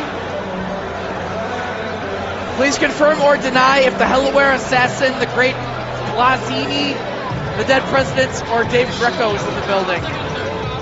No, but Robles has shouted you out on, drunk fan experience here at the commentary table. Molestation of Kevin Gill. Someone else was this. Anna Magnum says Kevin Gill could be getting strangled right now, but we wouldn't know. We wouldn't know it 'cause we don't have it on camera. That's what I think for the future we might need if we're going to have this type of live audience interaction. Yes. Yeah, it was a very nice shout out to the Superfly that I gave. Shout out to Nancy Argentino. Let's see what else we got. That's a good question for you, Dave Prazak. Do you think Eddie Gilbert would have done these type of death matches? It's hard to say. I mean, back in his time, he got violent with Terry Funk. Sure. He had bloody wars with guys like Jerry Lawler. You know, Eddie Gilbert is a big part of the Tri-State Wrestling Alliance. And without that, there's no ECW. Absolutely. Wrestled for Dennis Corluzzo as well. There was a Wayne, New Jersey show that had a Sabu versus Chris Candido match and main event. I believe it was Texas Death between Funk and Eddie Gilbert. One of the early tapes that I traded for back in the day. I think it was John McAdam that sent me the tape. Thank you, John McAdam. Well, there we go. It's Jonesy. Our friend Jonesy. At Jonesy was taken. More lighters? Yeah, he's the guy that makes the lighters. And in fact, I guess now I got the closeouts of Series 1. Because look at this. Oh, Crazy Monkey. Wow, look at that one. They made one at KTV. Arriving at the airport. Mario hat. Never have I been sadder than I got to the airport a day before these guys, and I didn't go up to this welcome floor of the airport. So the next day they all have all these photo shoots, and KTV was on the news in Japan talking about Nintendo and shit. And I'm like, what? There's a second floor at the airport? Willow Brendo. Okay, there's your shout out. What else we got? Nick Manoa, yes. I was asking Robles if the mics were hot during the molestation of Kevin Gill earlier. They were hot, right? They were, yes. My but silence. It picks me up asking if the mics were hot. I just couldn't say. I was in a position I could not speak. You could not speak. speak. Like I just heard a Gwen Stefani record.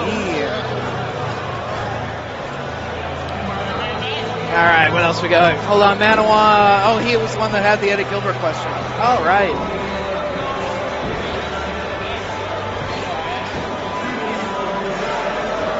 What a time it is. The bar line keeps getting longer. Yeah, I was thinking, I need another Jack and Coke, but that line is long.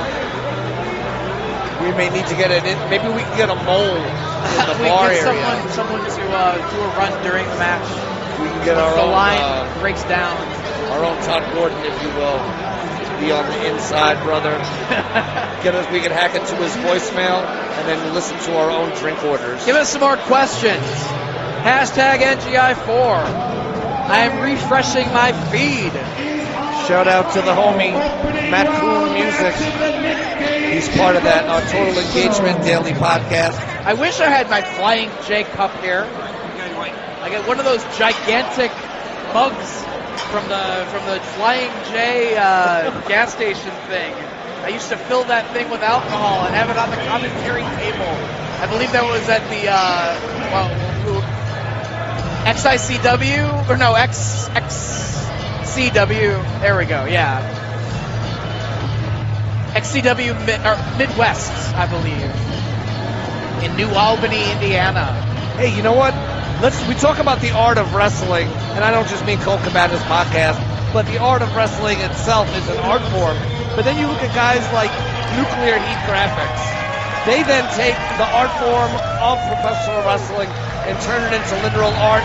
They did the official show poster for the Nick Gage Invitational, and I just wanted to say on the record that I love Nuclear Heat Graphics. Yeah, they did a great job on all the graphics building up tonight's show, and those graphics sold this motherfucker out. Yes, they did. Eric Ryan making his way to the ring. Oh no, Bounce Clone. I know the homies from the Death Match Russell podcast, they're watching on Fight TV. I got a tweet here from the Aqua homies in San Jose. They're having a house party watching it right now. Very good. Thank you for tuning in. Alice Colon makes his way out here. He will be joined by Eric Ryan and Marcus Crane, the final three competitors in your fourth and final opening round matchup. And if I know one, NGI4. And while we're name dropping podcasts, I will be once again on the Between the Sheets 6-hour marathon fest in the episode that we're going to tape this week drops next weekend. Wow. That will be fun, and I will definitely have Jack Daniels as my tag team partner on that broadcast. Yes. And here comes Eric Ryan. Eric Ryan now. Every time I see Eric Ryan, all I can think about is Eric Ryan in the center of the ring at Corrigan Hall as a weed whacker moves closer and closer to the top of his cranium. And then made contact. Completely devastating. I thought things could never get crazier than when Nick Hondo took the weed whacker to the midsection. Shout out. Things got a lot fucking crazier. And shout out to Nick Hondo. Shout out to award-winning deathmatch wrestler and award-winning filmmaker and cinematographer. Not many people won awards in those categories, but he did.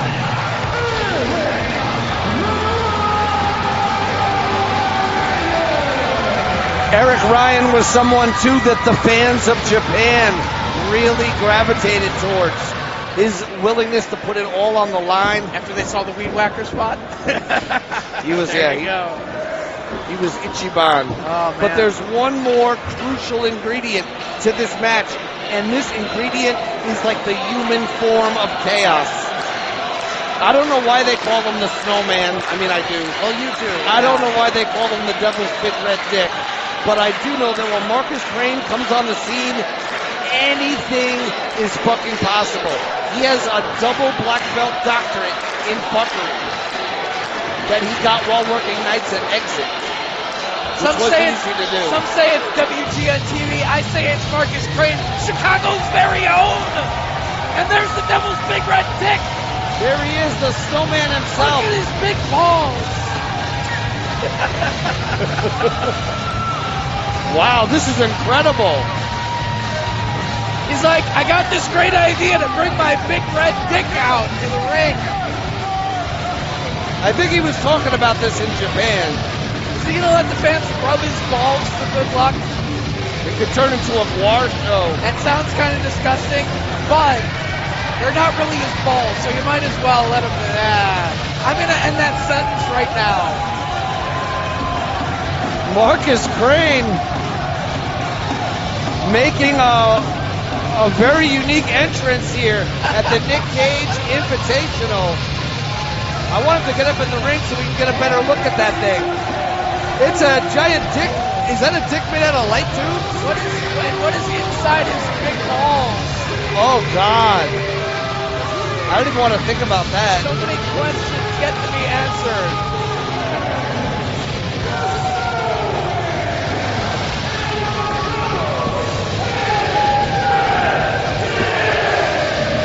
Everyone just chanted Big Red Dick in unison. Jesus. There's something in those balls. Yeah, you can see how they're weighted down.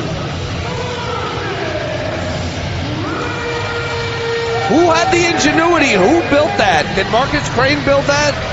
I don't know if he is skilled at dick building. But yeah, those balls are waiting to ejaculate something devastating. And now, do you think whatever's in the balls, will they shoot through the light tube? Oh, or will they just that would be a out great of the bowl? design. I mean, that would be award-winning design if that is possible in this deathmatch weapons. Well, look at Marcus Crane. He's got custom gear. He's got riot shields in multiple countries. Of course he does. Oh, and we have the opening bell. Match number 4, and they waste no time going after Alex. God damn. Half a light tube went into the front row. Fighting over another one. And they're fighting over the tube once again. Colon runs through the tube and drop kicks both of his opponents. Alex Colon is a guy who, as you know, he won Tournament of Survival this year. Oh, fuck! Suicide dive with the light tube in hand. Here comes Eric Ryan. Oh, God! Suicide dive with the light tube in hand. Yes. More glass flies our way. My second beer is being covered up to prevent glass from being ingested. Yeah, ejaculated. If you That's look later in the match with the big red balls. From our angle, if you look around, you think maybe somebody's smoking a blunt or whatever. No, it's like people are smoking light tubes. They're smoking the tube glass. Which is better for your health? The tobacco parts of the blunt. Well, what if would vaporizing light tubes be more dangerous than smoking them? I don't want to know the answer to that. Hopefully no one will try that at home. Don't give people ideas. You're some crazy people tuning in. There's some crazy people here. We love you, but you're nuts. Let's face facts. Fucking hell. He's vaping mercury here in Summit tonight. Actually, everyone is vaping. Just mercury junkies after the show just gather up all the molecules. Jeez. Like THC crystals. Fuck. Sprinkle them on your cereal in the morning. Yeah. Alex Colon. More terrible ideas that you're putting in people's heads. Well, I was saying before, Colon won Tournament of Survival this year, which was over the top, incredible, amazing achievement. But then Colon also took that journey, took that pilgrimage to Japan, where he held it down in main events. He tore it down with Japanese legends. And he was willing to go so far that it endeared him to the crowd forever, similar to Eric Ryan. And Eric Ryan now, he has something in mind for Marcus Crane, planning him.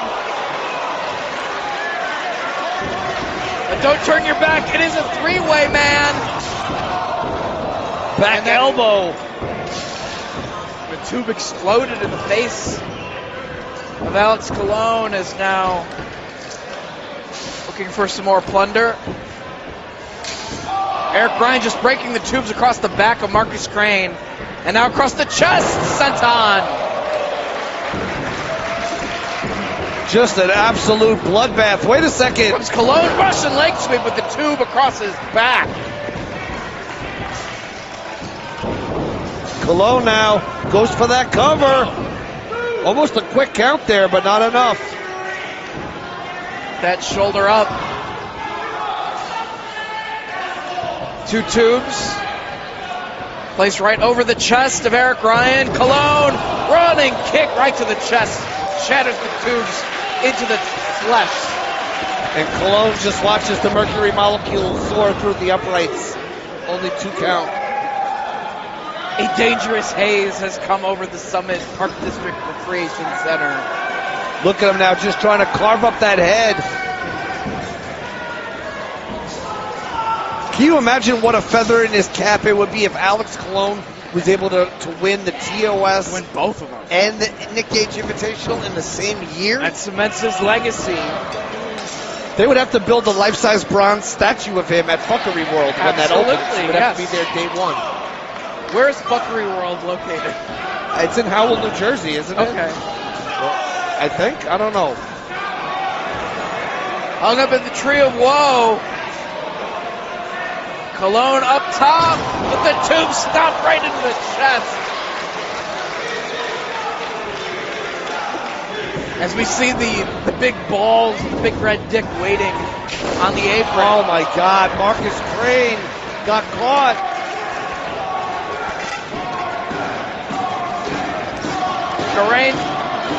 Marcus Crane back up to the floor, over the dick to the floor he goes. Oh. And drops him face first on the edge of the ring. Just ruthlessly rams him into it. And pulls Eric Ryan to the floor. Climbing up top. Ryan. Marcus Crane to the top. Oh! Blockbuster to the floor, wiping out both of his opponents. That's fucking insane. No weapons necessary for that. Marcus Crane's body is a weapon. His mind is a weapon. Yep. Took out both of his opponents right there. A huge risk by Marcus Crane. If a certain presidential candidate got elected, he would offer to buy back Marcus Crane. If Marcus Crane ran for president, he would not win. But Vance Warner, I'm all about that. President Warner. He will absolutely be elected. He would carry the South the entire way.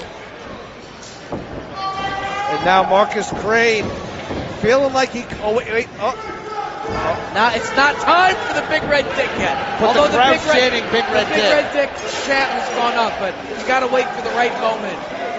It's not a right moment here for Alex Colon. No, it's not. Colon takes the ride. Ocean Cyclone suplex. Nobody on the pin attempt as Eric Ryan broke that up.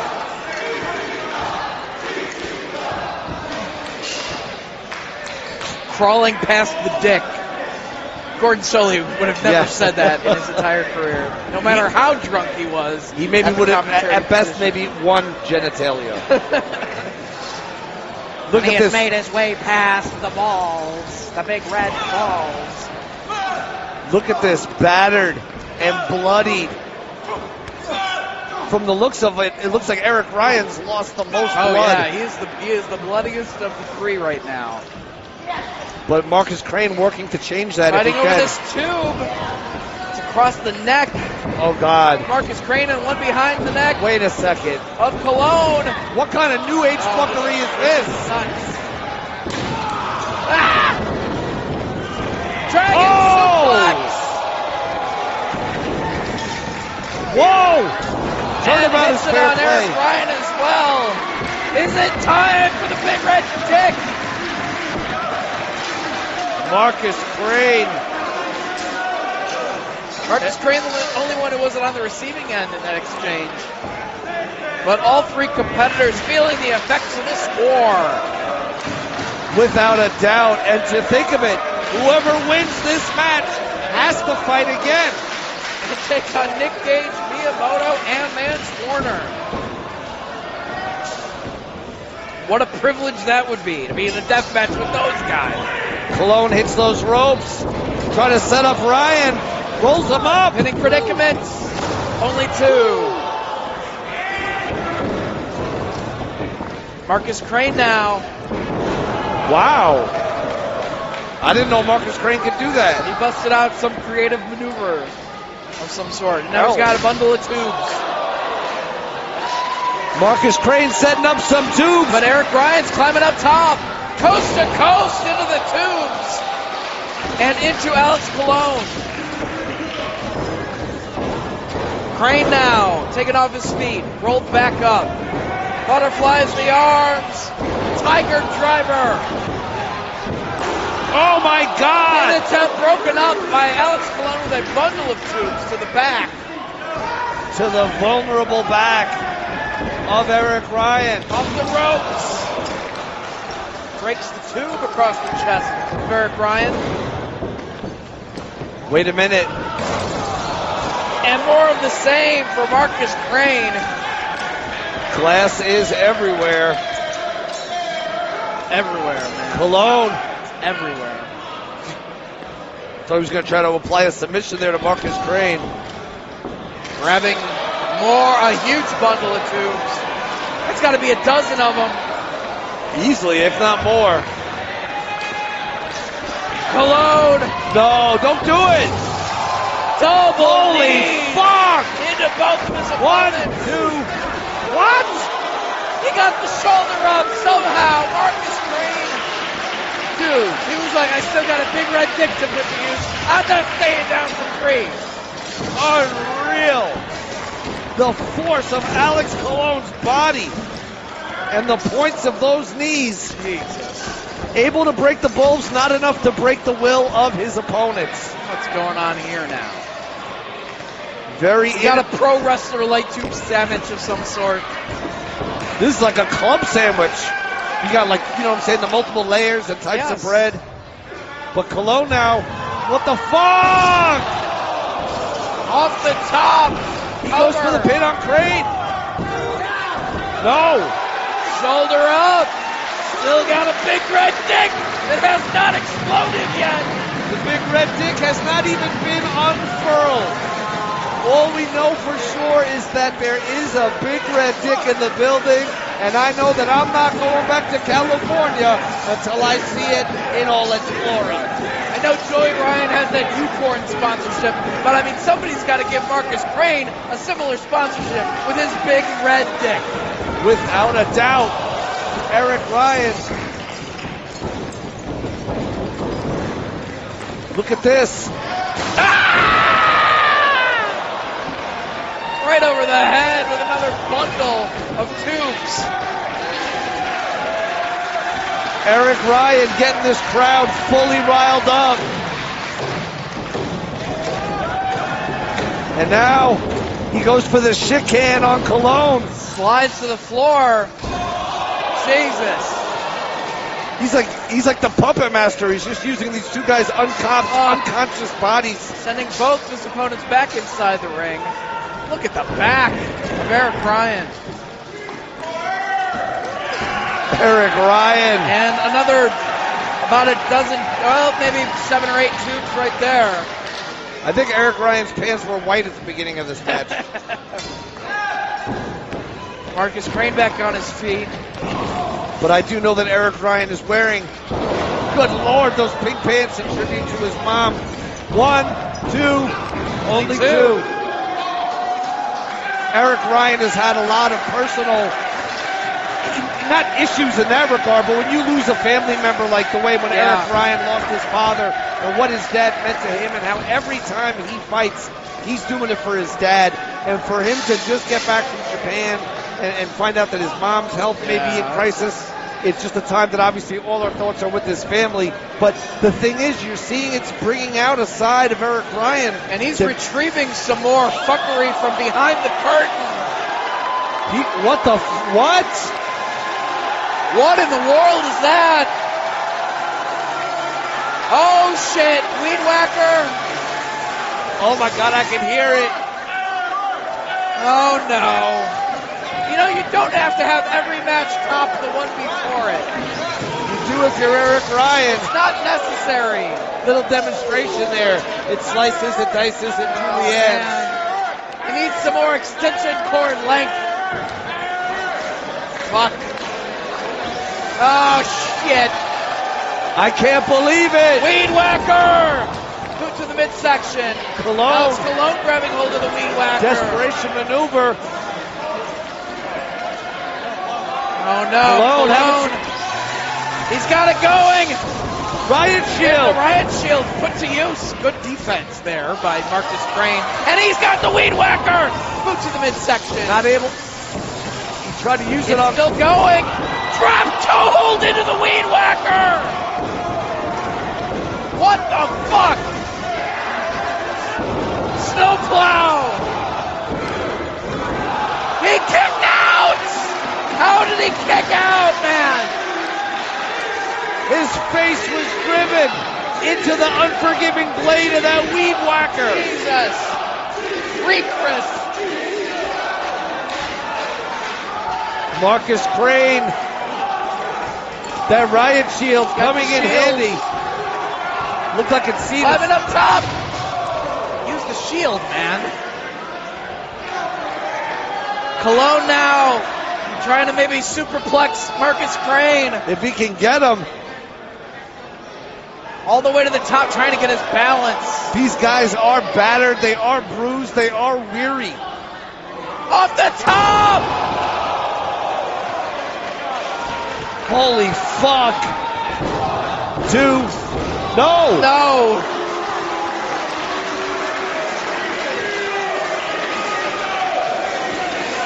Marcus Crane goes to the big red motherfucking dick!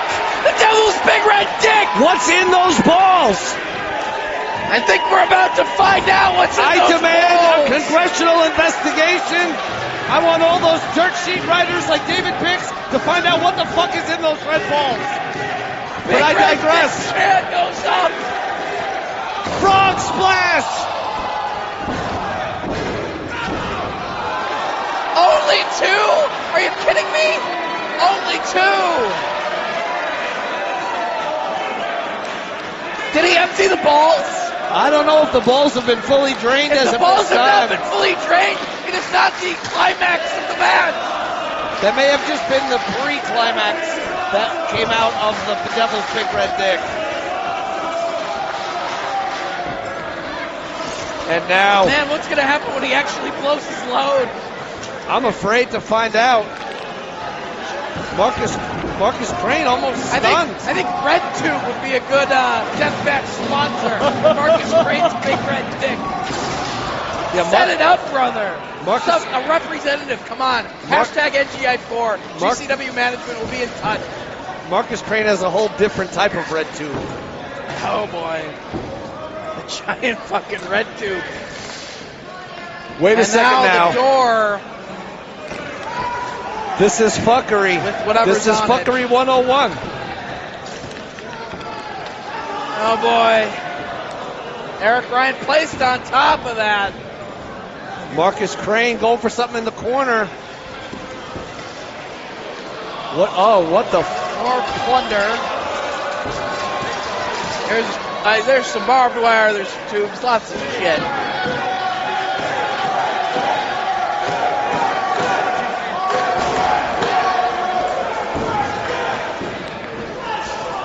Marcus Crane exhausted. Alex Colon in big trouble. Placed up top. Chicago's very own Marcus Crane looking to advance. Could this do it for him? No, a block of the top rope Rana. The core strength of Alex Colon. Holding on. Styles flash. 1, 2, 3. And he got him. Colon advances.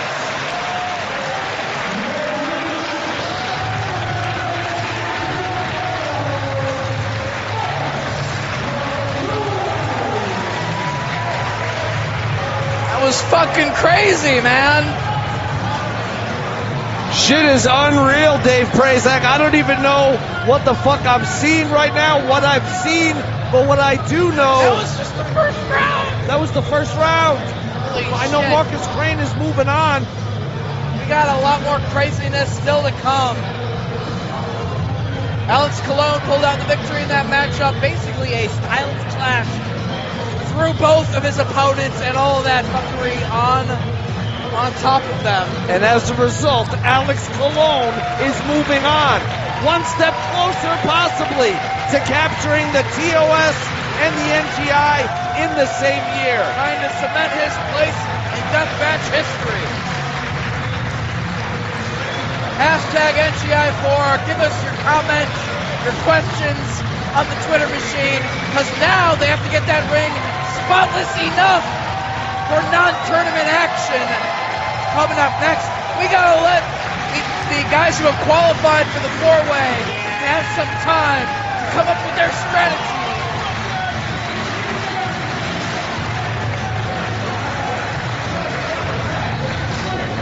More Big Red Dicks champs. Get alcohol.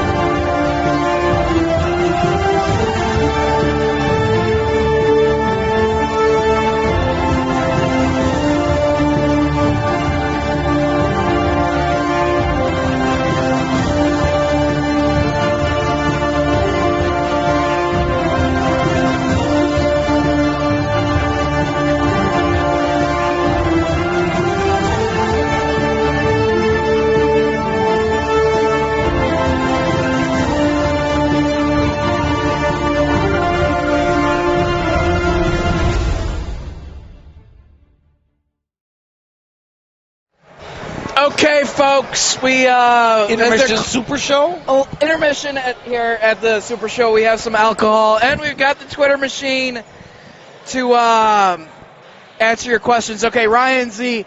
Hey, Dave Prazak, was that a bootleg fireworks reference? When I swore you say I said yes, that it was when I said Chris.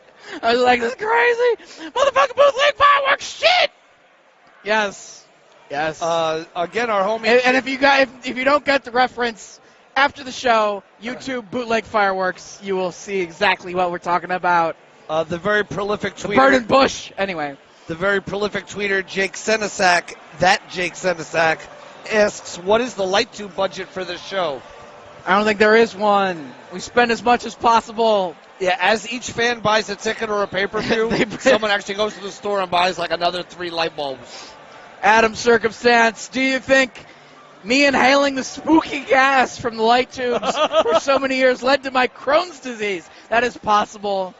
I don't know if more people will have died as a result of inhaling light tube gas at deathmatch shows as are affected by the non-Hodgkin's lymphoma of Roundup that now has to pay out over $3 billion. Yeah, there's the real reason the fluorescent light tube industry is going away is the same reason the opioid conventional industry went away.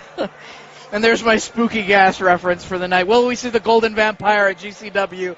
I doubt it because the Golden well, we will see Tracy Smothers, who was one of the Golden Vampires. He unmasked during a match against Larry Sweeney at one point in Highland, Indiana. If I may, I would like to tickle my own fancy here and quote something that someone quoted that I said during the pay-per-view, which was, brought to you by Mercury, not the car, but that shit that's inside your blood now. It's funny because it's true. Look at the back of Marcus Crane here. Marcus Crane giving us a little preview. Oh, he's just like hanging out with everybody, bleeding everywhere. Just looking like road rash meets a human taco. If Marcus Crane is the Devil's Big Red Dick, what kind of dick are you? I have no answer to that. And yes, Chris Zellner, I will be on BT Sheets Pod on September 30th, even though I'm out of material from being on too many times already. But here's a good one. You don't actually have to like death matches. It's okay if it's not your preferred style of wrestling, but you must respect the passion that the performers have for the business and how much they are willing to put their bodies through. Nothing but respect and admiration from the Wrestling Jeebus. Someone's asking, Dylan Hager, what deathmatch weapon would you least like to be hit with? I don't know. We just still didn't really find out what was in the balls of the Big Red Dick. So perhaps that will be answered at some point in the future when the balls are actually put to use during the course of a match. Yeah, we may not have seen the end of those balls. NGI4 in Detroit, ? That is not a question for us to answer. However, it is something to be considered by Brett Lauderdale. Will we find out how much Nick Gage actually weighs? Who gives a shit? Weight means nothing, man. What? About 3 bills, yeah. A very prolific wrestler in his own right weighed in here with an NGI tweet. He says, want to know why GCW is as tight as we are? I'm 2 hours behind, yet I'm sitting here in Cali, pounding on the walls and flipping out for my boys. Eric Ryan, Alex Colon, and Marcus Crane just blew that shit up. And that's a tweet from Tony Deppen. Or as some call him, Tony Deepin. Oh, deep in. He's all up ins. All up in that, deep up in that. That was a Coach Z is all up ins. That's a fucking Homestar Runner reference. Give me another fucking alcoholic beverage at the commentary table. Will we get the Yeti on a GCW show? No. Here, let me just shout out this person. Shout out to Tony Schiavone with the Yeti. At Is This Wrestling? And they have a great shot here from the pay-per-view stream. Man. It was Manser's tongue was stapled to the leg of a fan. That's what was happening. Fan. That is nuts. That is nuts. Absolute madness. This girl just bought a new MDK all fucking day shirt, and now there's blood on it. Hey, why not? Shout It's out to gonna happen. Christina Gucci channel. Hashtag NGI4, folks. Here's a good one. Animal Magnum says NGI4 is like Twisted Metal if you had people instead of cars. There you go. I like that. Oh, Sean from the hot tub. You're not going to believe this. Sean from the hot tub is taking marijuana in concentrated form, and he's watching wrestling, and he's tweeting. And is he watching it while in the hot tub is the question. Deshaun's 2 cents. I can't tell. It might be outside. That looks like a That stand. may be a stand for his TV outside near the hot tub. If it is, congratulations. You are much more comfortable than we are right now. Here you go. John Blood says, Prazak losing his mind over the Devil's big red dick and balls has solidified this as an all-time great show. You know what? I agree with you, John Blood. Oakland Rovers, this is an important question. Last Saturday I played roulette with Nick Gage at 2 a.m. Does that make me cooler than you guys? Absolutely. 100%. Pterodactyl 24, she went on to WebMD to find out what happens from getting too much mercury in your system. And what is the answer? Believe it or not, it's called Mad Hatter's disease. Mad Hatter's disease. And it leaves We you, need the Mad Hatter as a fucking wrestler. It leaves you angry and confused. Oh, well, I've been angry and confused for 20 years. And it was named after factory hat makers who breathed in mercury fumes. I've been angry for 20 years due to $40 fucking paydays. Anyway, are the bills dusted in mercury? Yes. Bix asks, do you think Cowboy from Hell Dave Donovan should be in next year's NGI? Absolutely not, because I believe he got caught stealing out of someone's bag in an IWA locker room. That's why he never came back. Wait, That's who a was that? she-suit! Cowboy from Hell. He had a good gimmick that fucking CM Punk put over on commentary for being the Cowboy from Hell. He's from Hell. Sure. How can anybody beat the guy from Hell? Well, he got beat by his own thievery from the boys. You don't fucking do that. And if I'm wrong, make a public statement somehow saying that you're not a thief, but Ian Rotten will have to verify that. We're trying to entertain the people during the cleanup process. Here. Trying to sweep as much glass and blood out of the ring as possible before the four-way. Brett and Brett Lauderdale is for some shout-outs. going to jump in for some shout-outs. Yeah, I like this new high-tech We've been equipment. taking questions and comments from the Twitter machine. Okay. So. Am I supposed to be able to hear you? No, Oh, we can't okay. hear shit. So it's just earmuffs. Earmuffs. basically. So, yeah, one on the... Yeah, Well, I just want to give a shout-out to a couple of folks, some sponsors. Grill 'Em All in Los Angeles, phenomenal burger. We'd like to see them offer an Impossible burger, possibly in November. Shout-out to Total Engagement with Matt Kuhn. Did we shout him out? Sponsor on our upcoming canvas. Also a big shout-out to the big boss man, Conrad Thompson, who we know down in God's country of Alabama is watching us tonight.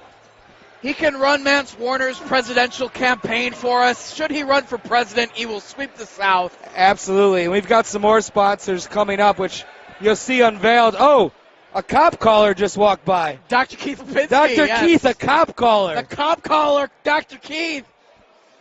But we'll be Why unveiling is he allowed in the building? We'll be unveiling some other new sponsors at Curtain Call I already, next Monday. during the Marcus Crane match, I said that RedTube should become a sponsor for the Devil's We're Big looking- Red Dick. Yes. I mean, if Joey Ryan can have YouPorn, why isn't RedTube sponsoring Marcus Crane already? We're looking for more sex-based sponsors. Contact GCW Management, RedTube. Absolutely. We welcome all kinds of sponsors. And with that, Kevin Gill, I'm going to hand this back to you, and we're going to get this thing started. We got the big Flippy Guys four-way coming up next as soon as the ring is pristine enough for them to wrestle and do their lucha-tastic skills. One fall to a finish. And is the finals one fall or elimination? One fall for the finals. That was a question we did not have answered earlier. Now we have the answer. Even though the ring may be spick and fucking span, we are at intermission here for the people in the building. It's not really spick and span. I mean, look at how bloody that shit is. We don't even use the nice painted canvas tonight. Might as well just fuck up an old one that doesn't have a logo on it. Give us some more questions. We got plenty of time for more questions. Did he say 30 seconds? We got 30 seconds for more questions. Chad Shaft wants to send a shout out to the Amish guy who's at NGI4. Yes, the Amish man is in attendance, as Shout out to him. is Full people fake are Scott Steiner with the chainmail gimmick. Mad Wow. Hatter's disease. Put over your employer, Adam Circumstance. I will if they purchase more footage of Becky Lynch in the future.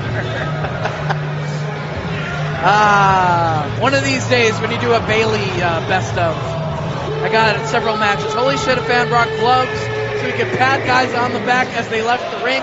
That is hardcore. It's smart, it's dedicated, it's everything. Yes. It's everything we love and the great fans of Game Changer And it Wrestling. looks like our ring announcer Kirby, maybe he's waiting for the people to get back in their seats to get things underway. On my TV, with the Nick Gage invitation on board.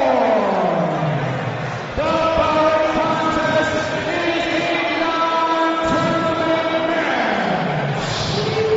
match. I'm glad someone picked up on the Chris fucking motherfucking bootleg fireworks shit. 4-way contest between the non-deathmatchy competitors in the building tonight. Gringo Loco, Blake Christian, Jake Lander, and Alex Zane, Mr. Taco fucking Bell. During the Black Label Pro show earlier, I said he wrestled Blake Christian on that show. And I told Sarah Shockey that apparently Blake Christian should be sponsored by Wendy's because of the red fucking hair. Gringo Loco, I don't know, there's a couple of establishments that he could represent. Maybe the Wiener Circle here in Chicago. And Jake Lander, some fucking thing in Indiana probably. Maybe the Purple Spear in Highland, where we go after the Highland shows. You know, we touched on it earlier. Gringo Loco!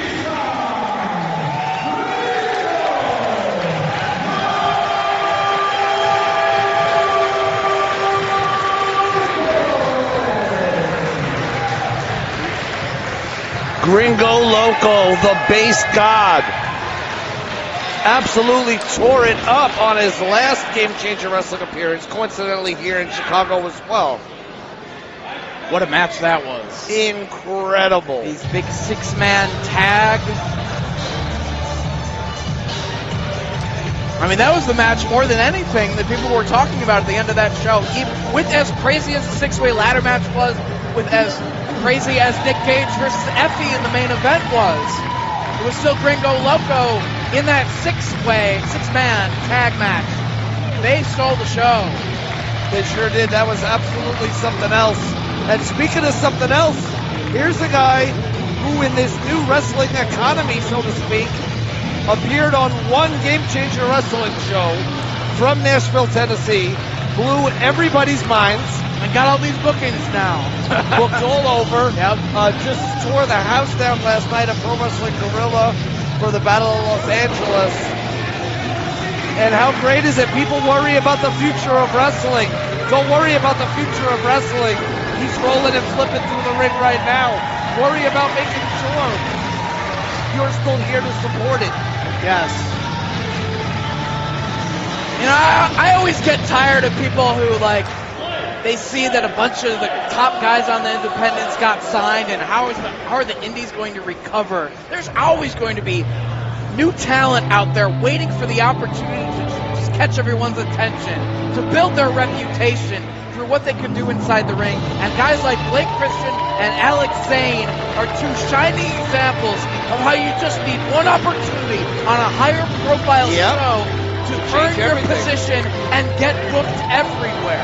And that's Game Changer Wrestling is the perfect storm because the matchmakers put you in the perfect match in front of the hottest crowd around. It was in front Alex of a Zane worldwide audience. on a fucking backyard show on the 4th of July. An absolutely groundbreaking backyard show on America's birthday. And- How appropriate. and that Game got Changer him- Wrestling gave a gift to the nation. Yeah. And Jake Lander, one half of the Black Label Pro Tag Team Champions. Not the largest wrestler in the world, but he's very capable inside that ring. Well, you can see he's in great shape and he's got a lot of intensity. And it's not the size of the dog in the fight, it's the size of the fight in the dog. He's actually pretty much the exact same height as Marco Stunt. Really? Yes.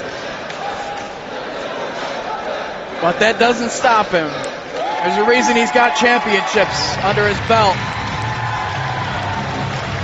And there is Alex Zane, Mr. Purple Hair, due to the Diablo sauce at Taco Bell. Absolutely. The sauce, Alex Zane. He's another guy. He showed up for the Backyard Wrestling show, live on pay-per-view and available on Blu-ray and download from SmartMark.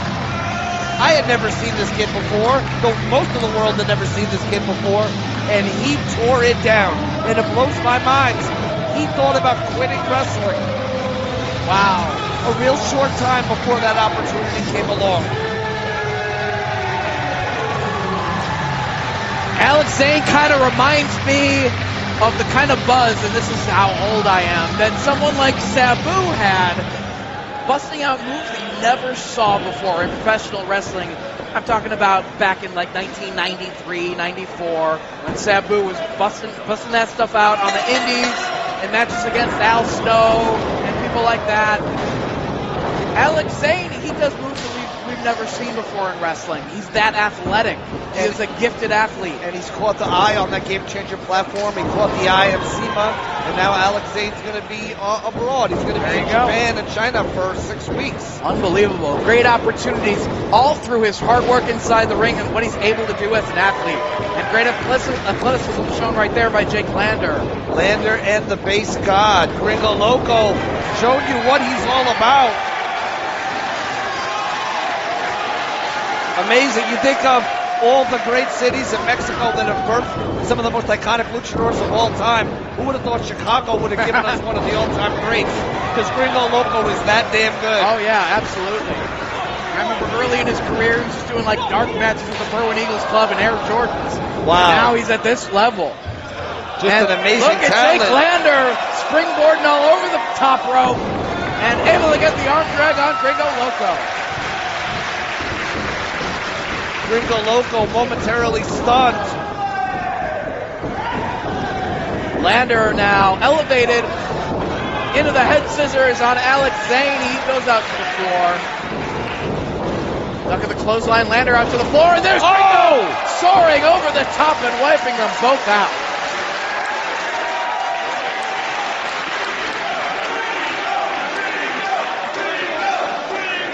And Blake Christian stepping inside the ring while the others are battling on the floor here.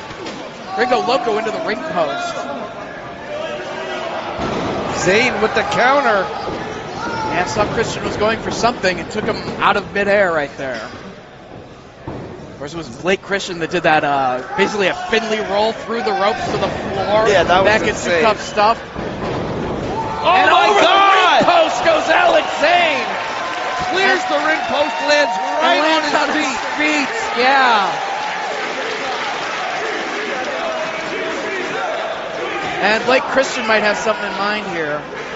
Blake Christian not to be outdone. Or he's just waiting for the right moment. Nope, he's going to take a chance, but there's Jake Lander gets super kicked.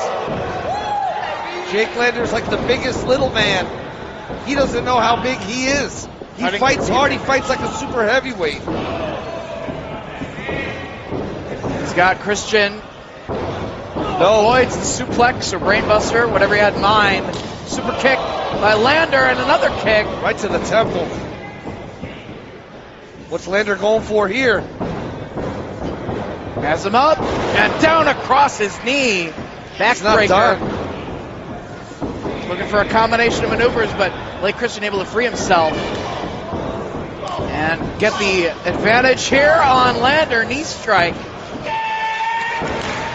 Christian was getting fired up, but that boot extinguished the fire quickly. Lander charges in, elevated, catches himself on the apron and lands a kick to the back of the head of Blake Christian. Springboard into the head scissors.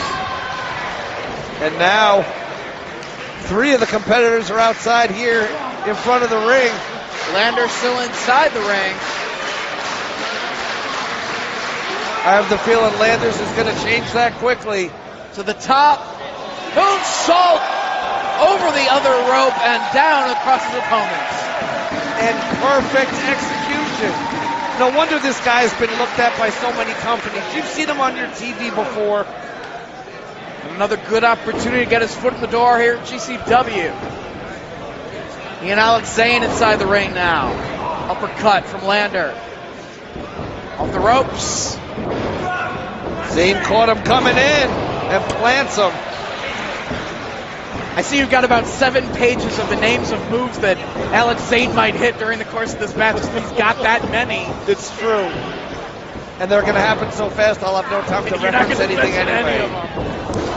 But they all have Taco Bell references somehow. Oh, wait a second. Well, he needs to recover here, grabbing hold of Alex Zane. Jake Lander puts him in the corner, picks up Blake Christian, has them both in the corner. What does he have in mind? Yeah, the smallest guy in the match is just manhandle everybody. He's got both of them up. Holy fuck. Each one of them weighs more than he And does. he's walking around the ring with them. He doesn't have a care in the world. Big Finley roll that almost outdid the Blake Christian's Finley roll through the ropes to the floor. And that's saying something. Wow. There's Gringo Loco with a shotgun drop kick, sending Lander into the corner. Gringo Loco ducks that lariat, but there's no ducking that. Release overhead suplex into the corner onto Alex Zane. Gringo Loco climbing the ropes up to the second. Gringo Loco, what? Oh, wait a second. Lander walking the ladder all the way up to Gringo Loco. Top rope Rana. Nope. Powerbombed on the backs of his opponents by Gringo Loco. And now Gringo Loco to the top. Split leg moonsault on all 3 opponents. Loco 2. Only 2.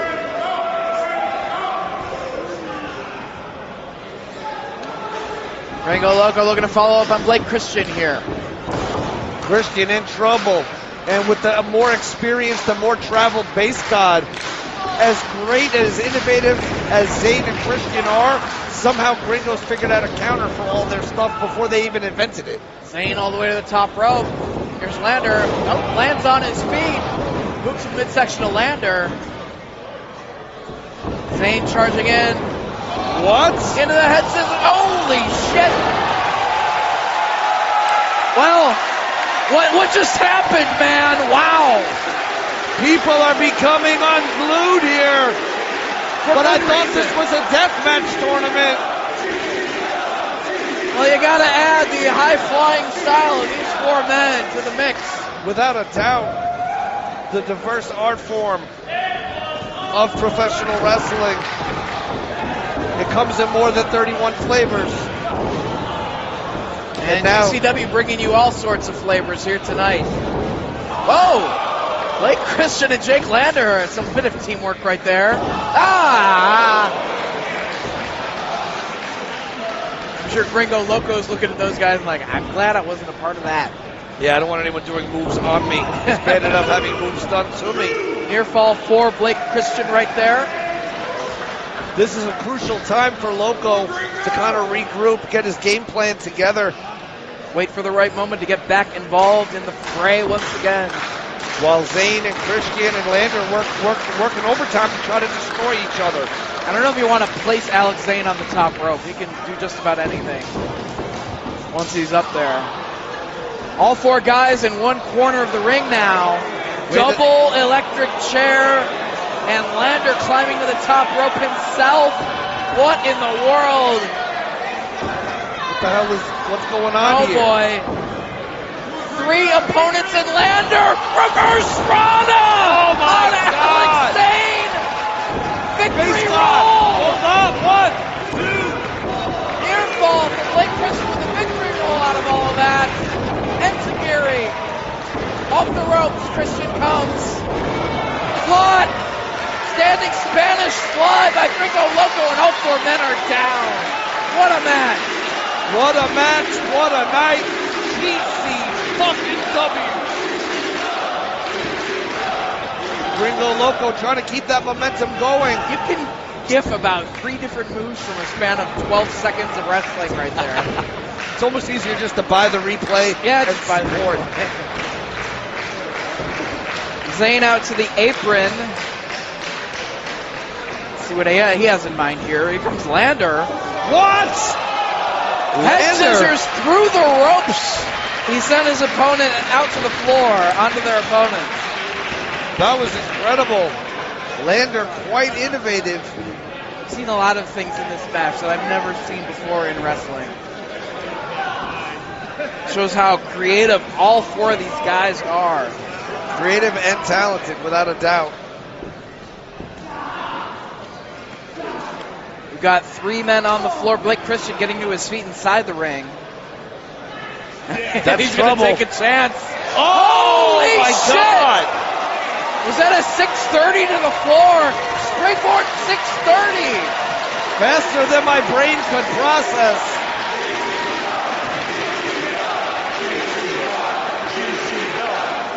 Guess that, motherfucker. Unreal. No wonder the whole world is talking about Man. Blake Christian. And that's why we're so lucky to have him here as part of the Game Changer Wrestling family. Hey, all 4 of these guys pulling out the 100%. death-defying maneuvers on a deathmatch show. Blake Christian with Alex Zane placed on the top rope. Lander crawling back inside the ring himself. And into the corner he goes, leaping strike. Lander trying to put him away here, take Christian out of the game if he can. With the head scissors into the kick from Gringo Loco. Reverse run-up by Blake Christian on Jake Lander. Drops him right on his head. Gringo Loco now. Oh! Cutter. Gringo Loco. Head scissors over the top to the floor by Blake Christian. Zayn to the top rope. Getting his balance. Shooting star D's to the neck of Jake Lander. That's the crunch wrap, and he fucking nailed it. The crunch wrap. He better have a sponsorship. Pulls him in half. And Alex Zane is your winner. What was that cutthroat thing he did for the end of it? Now the finish. Maybe it was the taco driver. It was like a cutthroat. Wild, yeah, there we go. Yeah, he finished him with the taco driver. With the taco driver. He loves him some Taco fucking Bell. Get me a couple of cheese quesadillas, man. Get him comped. Bring him to the commentary position. Congratulations, Alex Zane. So happy for Alex Zane. And like I said, it's such an inspiring story to think about it. Alex Zane felt that maybe there was nothing left for him in wrestling. Oh, there's so much left. There was nothing on the road ahead, and he was about to quit. He thought about quitting. He got an opportunity. He showed the world his talent, and now he's literally going places every weekend. God bless Alex Zane. God bless independent wrestling. Yeah, anybody who ever thinks, hey, a bunch of guys got signed, there's nothing left on the indies, there's always going to be guys like this waiting for their opportunity. Listen to this ovation. Who would have thunk it? Listening to the audience would result in a happy, enthusiastic crowd. Who would have thunk And it? they're as on their feet and supportive for a match like this as they are for all the death. They're not just here to see the death matches. They're here to see great wrestling. They're here to see Game Changer Wrestling. Because when it says Game Changer Wrestling on the marquee, you're guaranteed a bomb-ass time. And totally outside the box, next level on some other shit. Printed. And a variety of different styles of professional wrestling, all rolled into one show. And you want to talk about variety of professional wrestling? Ladies and gentlemen, the next thing on our sheet is the wild-eyed Southern boy, Tracy Smothers. Bring this it is on. going to be something else. I better not hear a Tracy sucks or there'll be ultra mega mass homicide in this building. And that's the only kind of homicide Tracy Smothers knows how to perform. Ultra mega mass homicide.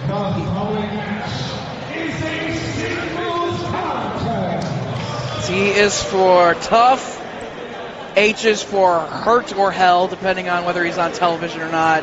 U is for ugly, and G is for jail because the thought can't spell. Tracy Smothers. I'm sure we're going to get that tonight. That's one of Tracy's greatest hits. The pride of Springfield, Tennessee. Former Smoky Mountain Wrestling champion. I don't care who ran it. It was Tracy Smothers that was in the ring having those matches with Dirty White Boy. And with primetime Brian Lee. And Tracy had such a storied career. Everywhere there was wrestling, there was Tracy Smothers. Overseas in Japan. Yep. Every region of North America. He worked for All Japan, also IWA Japan. He has wrestled everywhere. What a great career for Tracy Smothers, and it's great to see him still going at it in 2019 in professional wrestling. Tracy Smothers. From wild-eyed Southern boy to wild-eyed Southern man. He was a great mentor for a lot of the wrestlers back in my IWA Mid-South days, having singles matches against guys like Chris Hero early in his career, Colt Cabana, CM Punk, teaching them, turning them into the wrestlers that they eventually would go on to become inside the ring, handing down his knowledge. Guys like Smothers and Bull Kane, Chris Candido, those veterans teaching the youngsters. And all those guys you mentioned are true unsung heroes because they truly gave back way more than they ever took. But Tracy Smothers was a big part of handing down the knowledge, building those guys into the wrestlers that they become.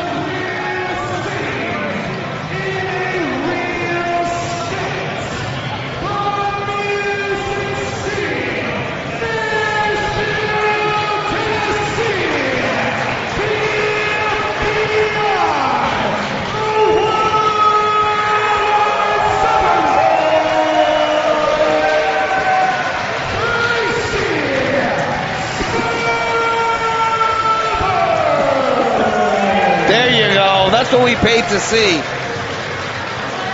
I can't put into words how much respect every wrestler in the locker room has for Tracy Smothers. It's the absolute truth.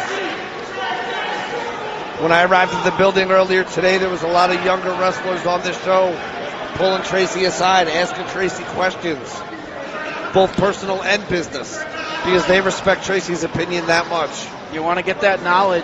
I managed him once in Minnesota on a Steel Domain wrestling show. I used to tape my fists and write shit in Sharpie, and I wrote Ultra on one hand and Mega on the other. Yes.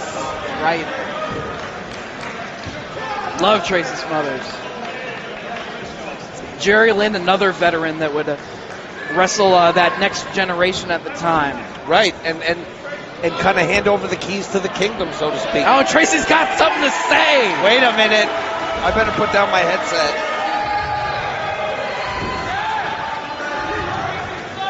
Well, what the fuck? Shut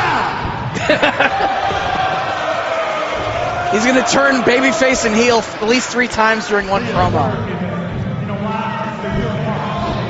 Their talent, I was talented. Your part. Has this been one hell of a show or what tonight, huh? We're a little out of character here. Give those guys a hand and a big JCW right now. Please. Yeah, how about a round of applause for GCW, everybody? Someone set the PA on mumble. They can hear him at home. We actually have a feed for it. They can hear, even though the acoustics in here are the shits. They can hear at home. What the hell am I going to do to follow that? Well, I'll say this.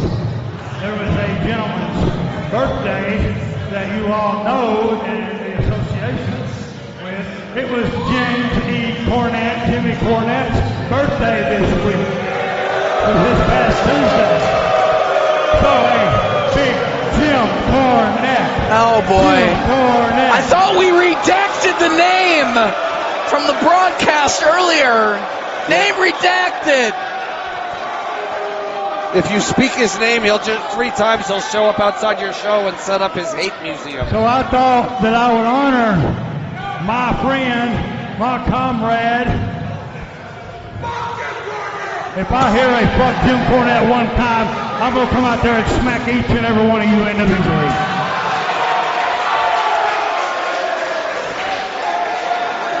I go with the heat. I go with what's happening.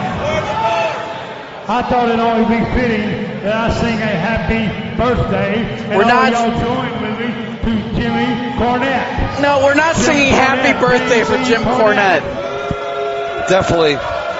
Fight TV will sell itself to WWE before they allow a happy birthday. he to Jim just Cornette. runs Isn't all that on y'all. the table? Oh, wait. I thought we're not supposed to talk They about that issued either. a statement that said no. All right. I don't want to hear an F you Tracy either, okay? I'll come out there, I'll paintbrush you. I'm trying to work here, faggot. Shut up. Oh, sorry.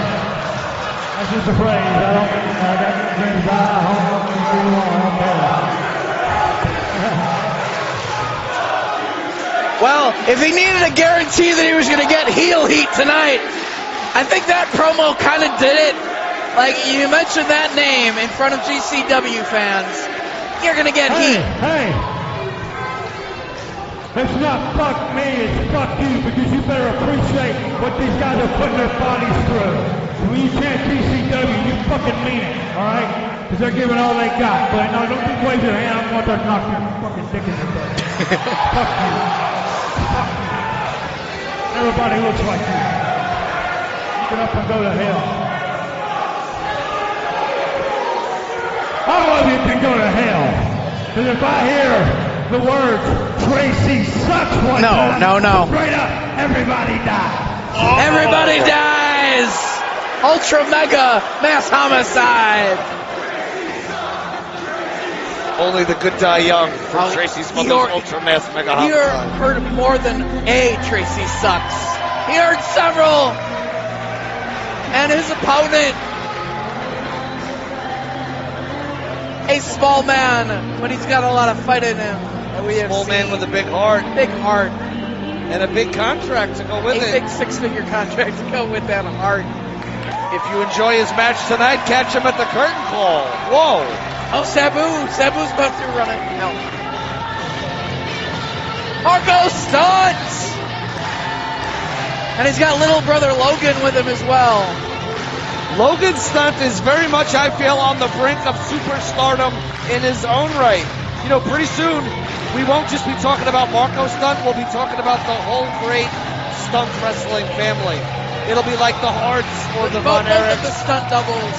Yes. Yeah.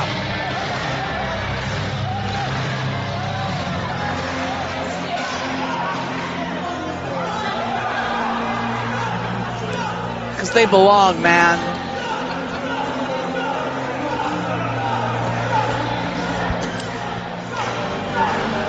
Trent.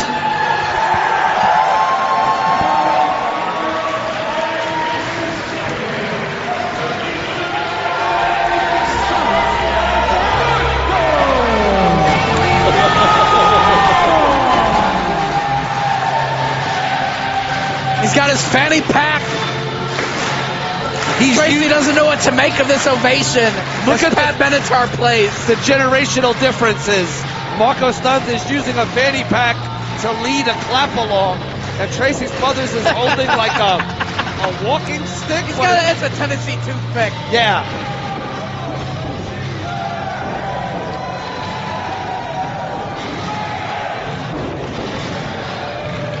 Marco Stunt belongs. He does. And who could forget the day he entered a Game Changer wrestling ring for the very first time, and everything changed forever. Against Kyle the Beast. But now he's in there with a beast of a different nature. Watch out for the jaw jacker, Marco.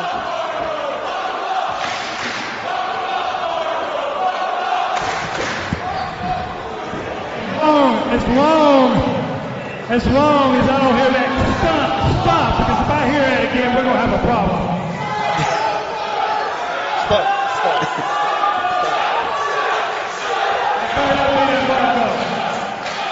He better not hear a Marco or a stunt, or everybody dies. I'm trying to work here. Happy birthday to No! you. Happy birthday to you. Happy What is happening here? Singing happy birthday. I know, but I mean, why? And why? Name redacted. Jim Cornette. Jim Cornette.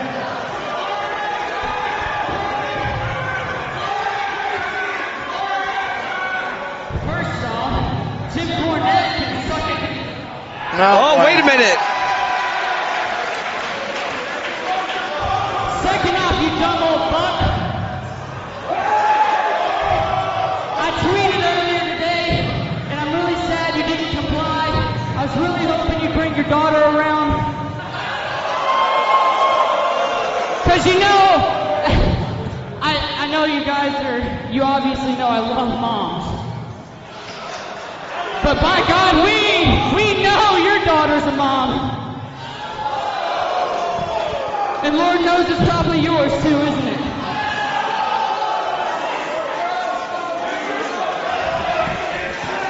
Marco Stunt fucks moms?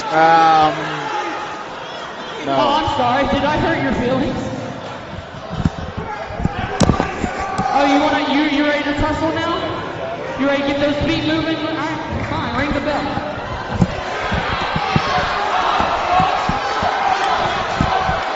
Accusations made about the nature of the relationship between Jesse Bell, Smothers, and Tracy. Purely speculatory.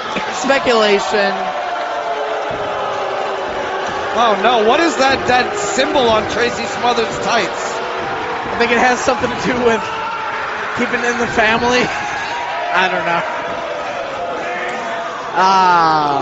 But I do want to see old Master win that election. Yeah, that would be a great change, a very positive change. Marco Stunt now. Is Marco Stunt dressed for pro wrestling today? Yeah, I was about to say, he might be Bunko Stunt, dressing like a Bunkhouse Stampede match. Hey, why not? Tracy's ready for action. He has that traditional gear. Maybe Marco Stunt's wearing his street clothes, so if he has to run right out of the front door and get in his car and head on down the road, Yeah. direct from the ring, he can do that. Tracy Smothers trying to talk Watch through the some tights strategy. and the hair. He's telling the referee to keep his eyes open because he knows that Marco Stunt might try to take some shortcuts. Oh.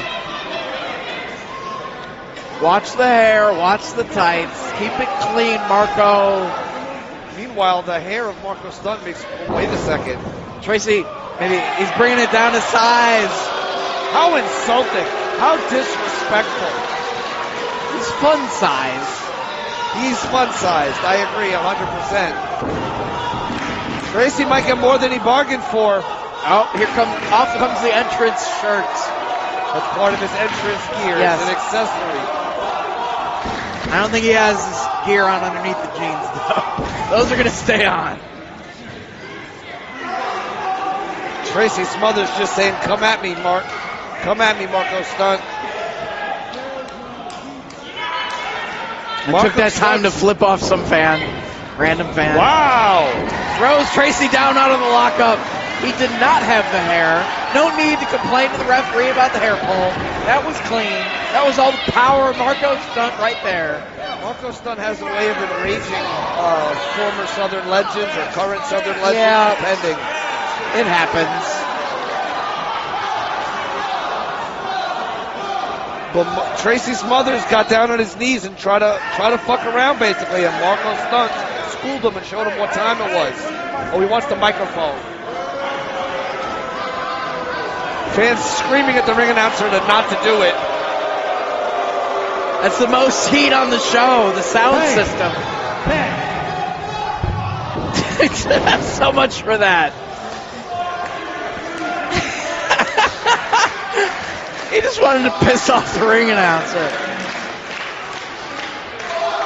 Tracy Smothers back on his knees. And Tracy can be a bit of a treacherous snake when he gets his evil on, when the moonshine hits his veins. Yeah, but he'll turn babyface on you. Drop him At a the hat. merch table, for sure. If not in the post-match promo. But what's happening here? He's trying to free himself from the waist lock, isn't he? But Tracy Smothers vibrating, reminiscent of the Yeti. Oh, man. Wait a sec, Marco trying to find a way out. He does. Hey, don't forget there was a fucking mummy in Smoky Mountain, too. Prince Karis. He had the tights. He had the hair. Did you rake the eyes too, He Tracy? did not. I'm surprised he didn't tell him he raked the eyes. Oh. Tracy's got a microphone.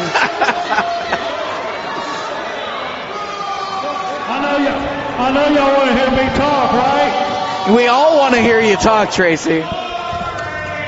Right.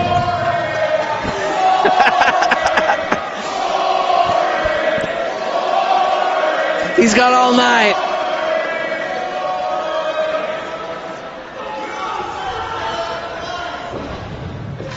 You will say boring words.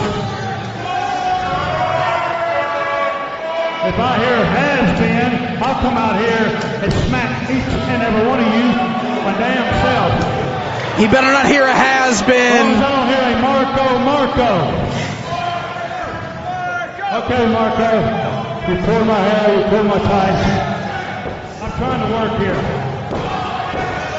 Keep the noise in. You pull my hair, you pull my tights, you disrespect me.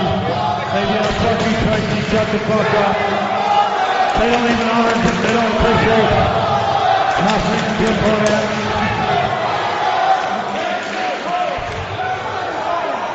I challenge you right here, right now, a man's way, how we do things in Tennessee. I'm trying to work here.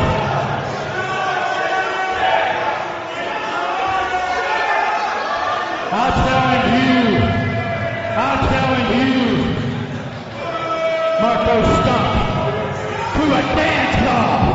A dance-off. Just when we thought we saw every style of wrestling, we have a dance challenge from Tracy Smothers. Let's make it a dance-off to the death. To the death! I mean, it is Deathmatch show. Music Maestro. Dance to the death. Now this is some classic Southern wrestling. This is some full-blooded Italian shit. Tracy Smothers, He's staying alive in 2019 at Summit Arco. he's not cutting a rug, but he is cutting that canvas. Tracy's got soul, I hate to say it. He stays up on all the current music and dances and stuff too.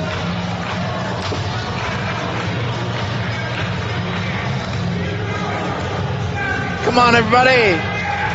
Oh, yeah, get down. Tracy was like, should I dance to the new Cardi B? Wow, what's he doing? What's this? Oh, wait. Wow. That's the new dance craze. Well, Marco Stuntz certainly got his work cut out for him. Marco Stunt's got a look of confidence etched on his face.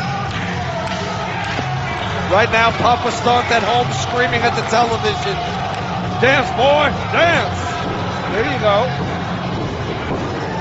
Yeah, get funky. He's twerking. He's twerking. Marco Stunt is twerking at the NGI4. He's flossing. When they started the Nick Gage Invitational, no one had any Tracy idea about Smothers from behind. Snap back. What a piece of shit. Tracy Smothers coming through. Tracy Smothers made him so sick to see someone shine, someone enjoy dancing and entertaining these people. Oh, is that a chain? I don't know, but he's flossing the neck of Marco Stunt, choking away with whatever that is. Referee needs to get the hair out of his eyes and get that chain from around the neck of Marco Stunt. Tracy had to take that cheap shot on Marco Stunt from behind to gain the advantage in this contest. Smothers with a cover, hooking the leg. Marco Stunt kicks out. And you can see Tracy pulled Marco Stunt high up into the air, causing him to crash upon the back of his head. And now this is where Tracy, the wily ring veteran, takes over. Working him over in the corner. I mean, how many times Marco Stunt's age is Tracy Smothers? Back fist. Is he 3 times his age? Probably, if not more. Tracy is a veteran. He's been in this business twice as long as Marco Stunt's been alive. Where's Marco? Where's the Marco now? Exactly. There Marco it is. Stunt Here it firing comes. back. The Marco. See, Logan needs to be slapping the canvas right now, getting that chant going. He needs to be playing Robert Gibson in the corner. Slap the turnbuckle, get people chanting. Yeah, if you're going to have your brothers back, you got to lead those cheers. Lead those it sounds chants. silly, but it's Oh, true. palm strikes in the corner by Tracy. Tracy with that chop. Marco Stunt's in a whole heap of shit here. Down across the back as well. I wonder if Bill Dundee made a phone call to Tracy Smothers. Could be. Tracy, it's Bill. You know, the guy with the car with himself on it. I want you to lower the boom on that stunt kid. Oh, God. He just spat in his face. What disrespect. That's really something. That's really an assault. That's a crime. That takes it beyond He's a wrestling. television star, man. Marco Stunt trying to fight back. Firing away on Tracy, going crazy. This is Firing like- up on him. In Tracy's town, this is like a hillbilly graduation ceremony. As soon as you're able to beat up your drunken elder, you graduate. And that 10 in the corner from Marco Stunt. Whoa, 10. Oh! No, Tracy holds on. Walking out of the corner with him. Tracy just kind of set him down roughly. Kicking away the legs of Smothers. Marco Stunt trying to chop down the mighty redwood that is Tracy Smothers. Big drop kick. Right to the chest. That'll take the wind out of you. Cover. Only 2.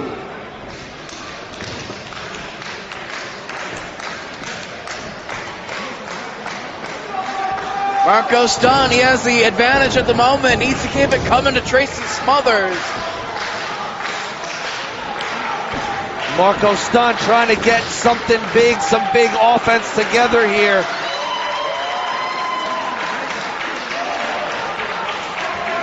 Marco Stunt building some momentum. Oh, but Tracy slapping him on the ass, it looks like. There's Logan up on the apron now. Trying to take the attention of Smothers, perhaps. And he's digging in his tights for that chain again. Oh, my down God. with it. Just dropping that chain covered fist.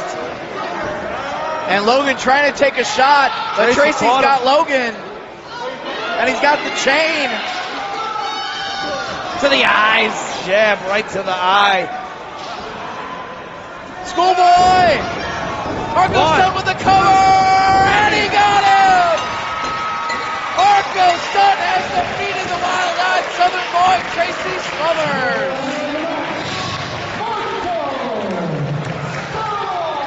What a feather in the cap of Marco Stunt!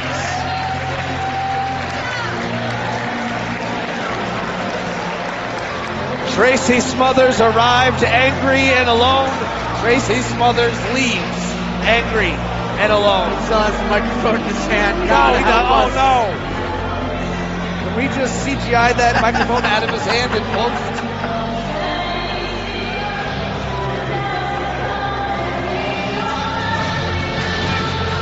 Perhaps Tracy can place a call to a Louisville area code and talk about how he just lost to Marco Stunt on a game-changer wrestling show. Cut the music. Hey, that match will go before the board Monday morning in the state of Tennessee. The fatal protest. But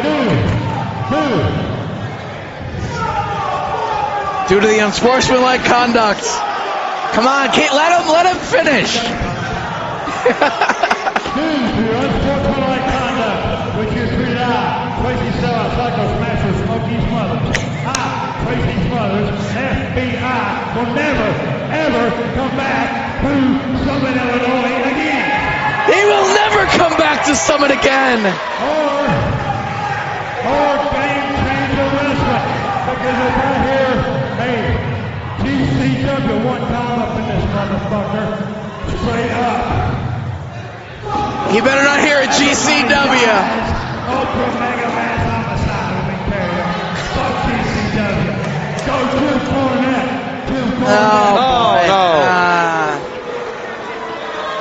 If only we had a sound system everyone could understand him, they'd be chanting GCW I know, someone right left now. the PA set on mumble when we needed it set to public address. Can I get a GCW one time in this motherfucker? If I hear GCW chant one time, straight up everybody If I hear a dies. GCW, everybody dies. Come on. If I get a sound system that works, I will bring it to the building next time. Oh man, we gotta get ready for our main event, ladies and gentlemen, which will give us an opportunity to once again go back to the Twitter machine, hashtag NGI4. Smart Mark Video and Fight TV tried to bring you the mic work as best as we could. We actually had an audio line coming in, but you win some, you lose some. Hopefully you understood a little bit of what Tracy Smothers was saying right there. But, yeah. And I give Tracy an A for effort working with the sound system difficulties and the bad acoustics here in Summit, Illinois. Now, one thing we could talk about quickly, just to bring everybody up to speed, is what are the rules and stipulations regarding this final? You better have all the answers, Kevin Gill, because I don't know what the fuck. I know people are going to get bashed with glass and sharp objects, perhaps go through doors, and someone will be leaving out of the four men involved, Mance Warner, Alex Colon, Miyamoto, and Nick Gage, and the winner will have the GCW World Championship, because Nick Gage has said he is defending it through the tournament. It's one fall to a finish. One fall to a finish. 4 men enter, 1 leaves. And if the person who leaves is anyone other than Nick Gage, that person leaves as both the winner of this tournament and the winner of the most prestigious championship in professional wrestling today. It's all on the line, and of course Alex Colon looking to make history and win the NGI4 in addition to the Tournament of Survival. And we're putting those light tubes on the ring ropes. And there was a direct feed of the house mic, but it wasn't very good. We tried our best.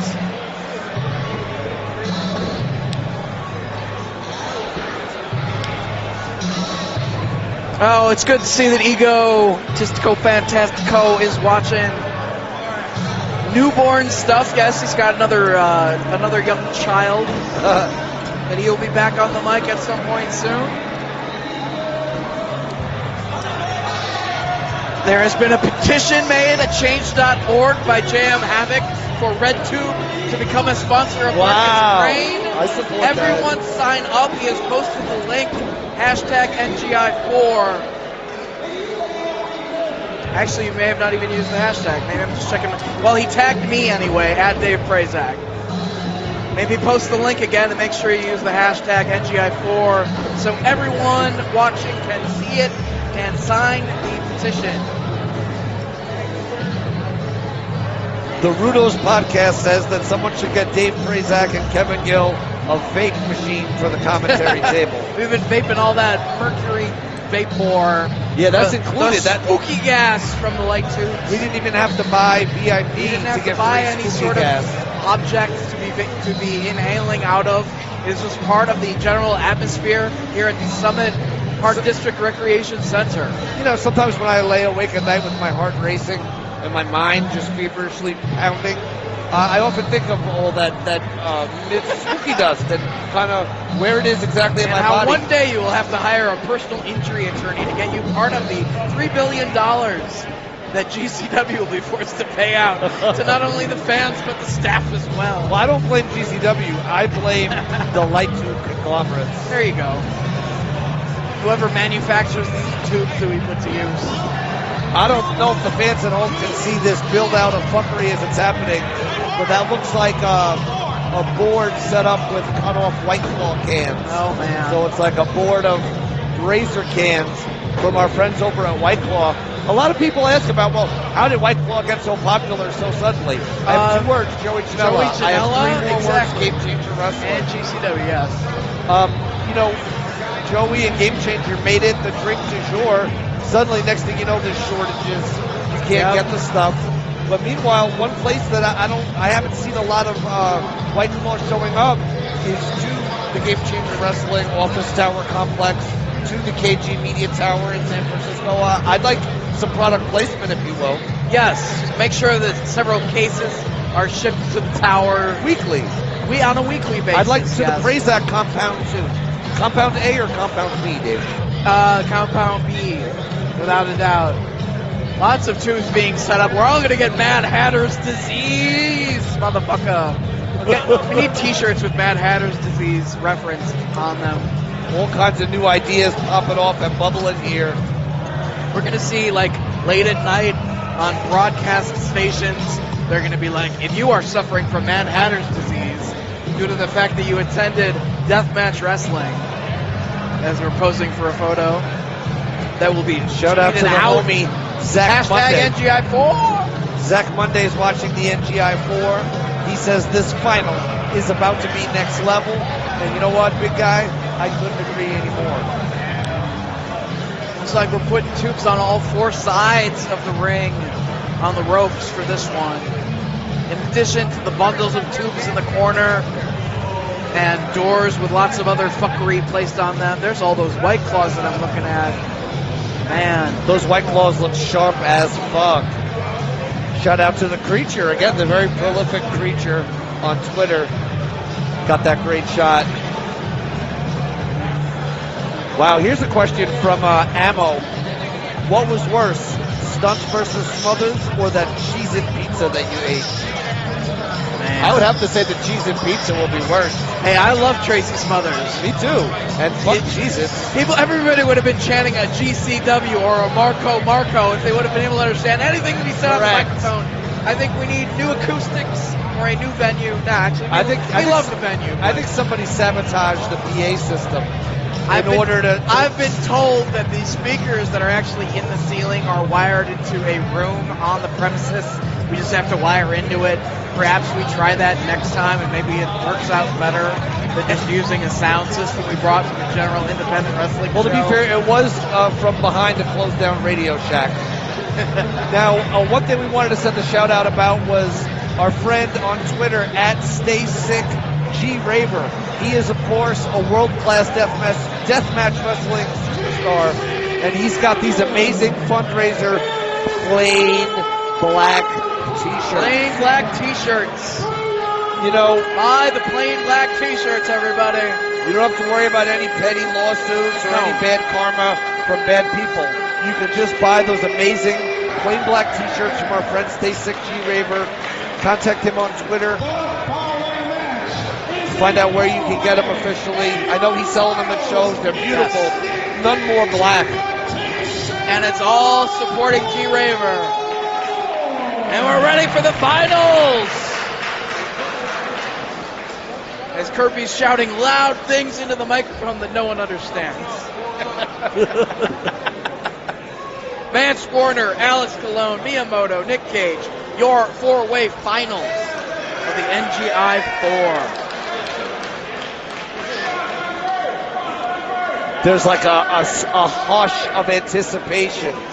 You could feel like a hint of violence in the air, a forebringer of doom, if you will, because some shit's about to go down. It is and going to really, go down. there ain't fuck all that anyone can do to stop it.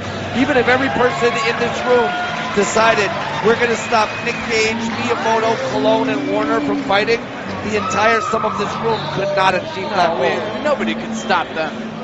They will only stop once they've decided to stop, once there's been a winner, and once we've crowned a new Nick Cage Invitational 4 winner. It's that time. It's all come down to this. There's a reason why these 4 are in the finals. It's because that they are the 4 toughest men out of the field of competitors in this tournament tonight. They've got a lot of plunder to put to use. Much fuckery will be taking place in front of our very eyes, and all of you watching at home on Fight TV get to I didn't want to enjoy it say all. anything earlier and jinx it, but we did, without licenses, we had 2 dump trucks back up to the building about 14 minutes ago and just dumped 2 dump trucks full of fuckery in the back. So this isn't like one of those mystery boxes of plunder in the back. This is going to be some shit. This is the Nick Gage Invitational. And that man about to make his way. Future President of the United States of America. The greatest man who's ever been born, whoever breathed the air, whoever drank light beer. The greatest man to ever take a dramatic pause. Will anybody deny the fact that he will beat Donald Trump? Oh, I it'll be mean, so come great. on. Vance Warner versus Donald Trump. He has no choice. I'd like them to do a physical fight first and then a debate. No. A debate first and then a physical fight. Oh, whatever. We'll win either way. I want to see all of it. I want to see Old Manser in the White House. I want him to run this country. He will do a better job. Manser loves all people. Manser loves wrestling. He doesn't need a political party. No. Kayfabe is his political Correct. party. I support that party.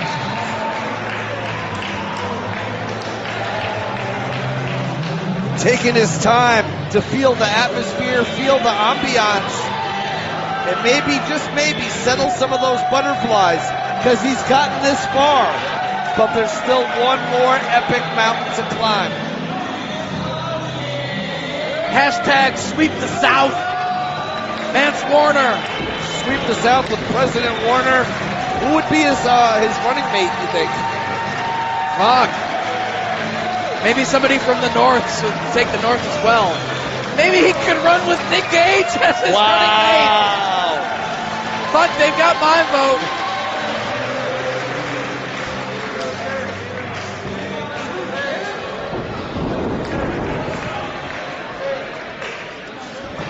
Out of the options, take any fucking politician against the team of Vance Warner and Nick Gage. Yeah, I'd vote for Nick Gage and Warner I think over they any would of do them. a better job, personally. I don't see why not. Nick Gage will revamp the banking industry. That'd be great. Great for everyone. With his knowledge, he'll redefine banking security as a whole. Fuck yeah. It'll not only cut robbery, They'll put an end to the rates. Federal Reserve. Yeah. He'll take out the Rothschilds in a Yes. death match.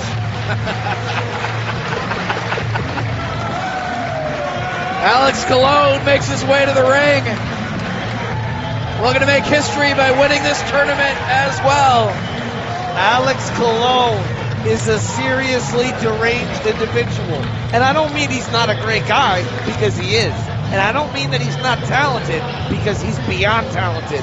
But what I mean is, he's willing to go to places most people would never dream of going, just to get the win, just to be forever immortalized. Like Summit, Illinois. He's going to these places. They will speak his name in Summit. And even Alex Colon knows, once he hit himself with the second light bulb, he realized that it's not called Summit Park. That's right. It's Park District. Correct. Summit. Maybe add an Argo in the end, depending on your GPS. Big fight feel here. Main event time. Hell yeah. The Nick Gage Invitational 4. And 2 of the 4 finalists are in the ring, and the 3rd is on his way down the aisle, Dave. Manser took off his ring jacket. Miyamoto's wearing his. We still want to know your opinions. Hashtag NGI4. Who's got the better ring jacket? Vance Warner or Miyamoto? Place your vote. I'm actually going to create a poll. Please. And I will be hashtagging that poll in a moment. I think Warner took his jacket off strategically before Miyamoto got in the ring, because I don't know if even Fight TV with their advanced servers and bandwidth, if they could handle what would happen if both those jackets were on camera at the same time.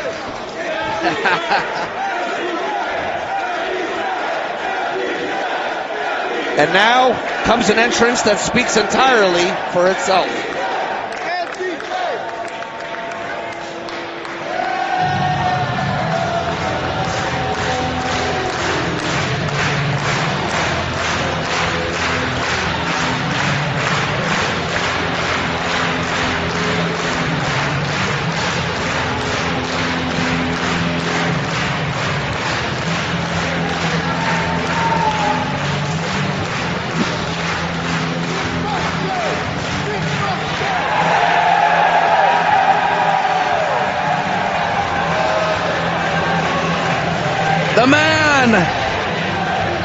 your GCW World Champion, putting that title on the line here in the finals throughout the entire tournament, Nick Gage.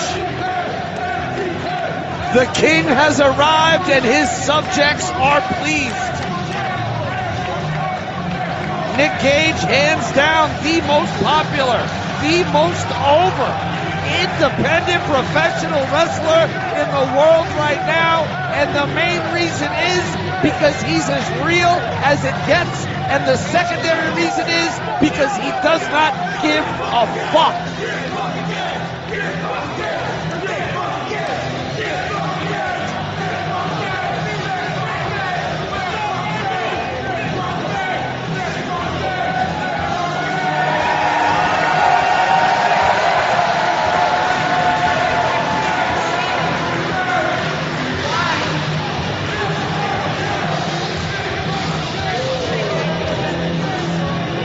Time for the finals.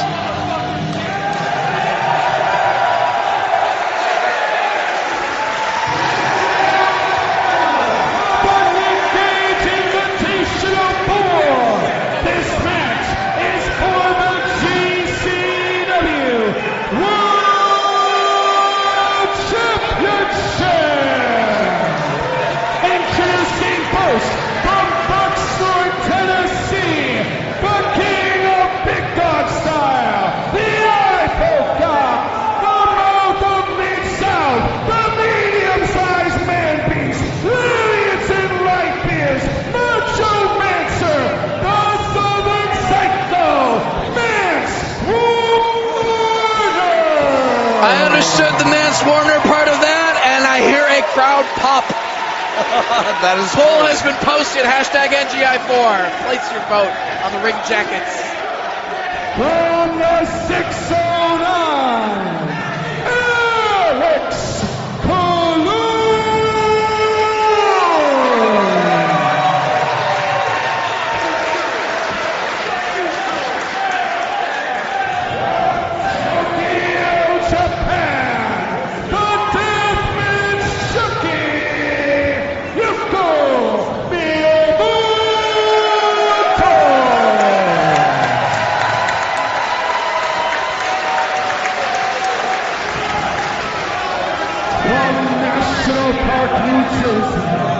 He is the GCW World Champion, representing the NGK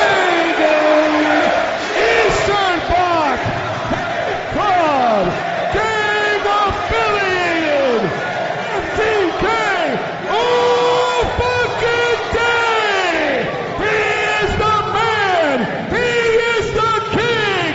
He is the god of this shit. Nick fucking Gage. He is all of those things. The title is on the line. Four-way matchup. The finals of NGI4. Everyone here in Summit is on their feet, ready for this fight to get underway. Ring the bell, and we're off. Miyamoto and Mance Warner battling over their ring jacket pole thing. And into the tubes goes Cologne twice, courtesy of Nick Gage. Miyamoto into the tubes. courtesy of Mance Manser Warner. into the tubes. Now Manser hits those tubes. Man, they ain't waiting for shit. Immediately going at it. We got battle outside the ring. We got battle near the ring. Cologne and Nick Gage, tube over the head of Nick Gage, cutting him with that broken light tube right now. Meanwhile, on the other side of the floor, Warner with the tube in hand, working over Miyamoto.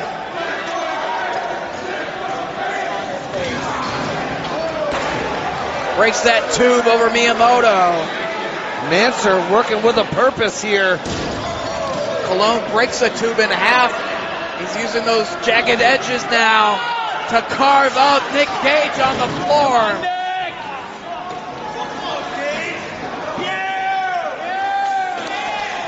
Miyamoto trying to mount some offense here.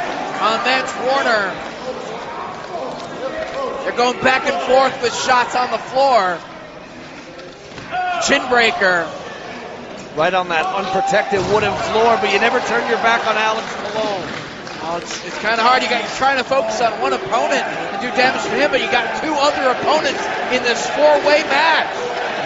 You can't have eyes in the back of your head. No, you can't. Even though Colon may try to cut eyes into the back of your head when the light do, it doesn't mean he'll be successful or that the eyes will see. There's Nick Gage back on his feet going after Colon. MDK all fucking day. More backbreakery. Mance Warner working over Nick Gage now with Miyamoto. 2-on-1 here.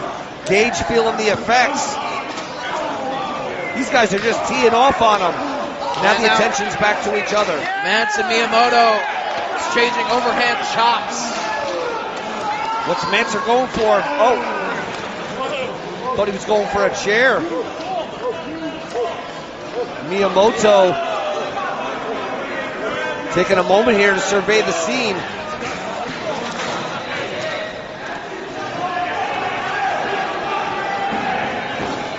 Alex Colon on the trail of Miyamoto. Double noggin knocker. Yeah. But Colon turned his back on Nick Gage. Oh God, look out, White Claw. White Claw board. Rolled inside the ring, those jagged edges of the cans. Those aluminum cans cut off at about 3/4 of the way. Unbelievable razor sharp edges. Yeah, they're gonna right on the jagged edges of those cans. Miyamoto with Nick Gage moves him out of the way to the top rope. No, Miyamoto! Moonsault. Picture perfect. Goes for the cover, but Gage pulls him off of him. And trying for a cover himself, but there's Mance Warner to break it up. So much on the line here, not just the prestige of winning this tournament, but that game-changer wrestling championship on the line. How long has Nick Gage had that world championship? I believe it's just a little under 300 days at this point. Or 500 days. It's always been a question, who will be the man to take it away from him? Will tonight be the night as part of this match, or will Nick Gage win his own tournament and hold on to that belt? Bundle of tubes across the back of Mance Warner.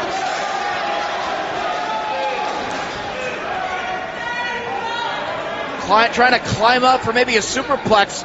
Warner and Gage now, both standing on the second rope. But Colon knocks them both down, hanging in the corner. Light tube placed over them. Double stomp. Connected with the stomp. But the bulb didn't. The bulb didn't break, but he nailed him with the stomp. 100%. And now he's got a bundle of tubes. Oh, this isn't going to end well. Miyamoto, though. Kick to the midsection. Between the legs of Colon. Double knees on the standing moonsault. Only two, though, for Miyamoto. Headbutt. Miyamoto headbutted by Mance. It's been since June 3rd, 2017 that Nick Gage has 2017. Uninterrupted reign. So over 2 years as the GCW World Champion. And Mance Warner and Nick Gage battling out on the floor. He's got a huge bundle of tubes over Mance. Colon soars onto both of them. And the spooky gas being inhaled by all these people. Here comes Miyamoto. It's amazing to think about. There's so much history here. Miyamoto was the last guy to fight Nick Gage before Nick Gage had to go away. Nick Gage lost the regional title to Miyamoto. And now it's Miyamoto in the driver's seat, sending Nick Gage back inside the ring. Grabbing hold of Mance Warner as well to bring him back inside.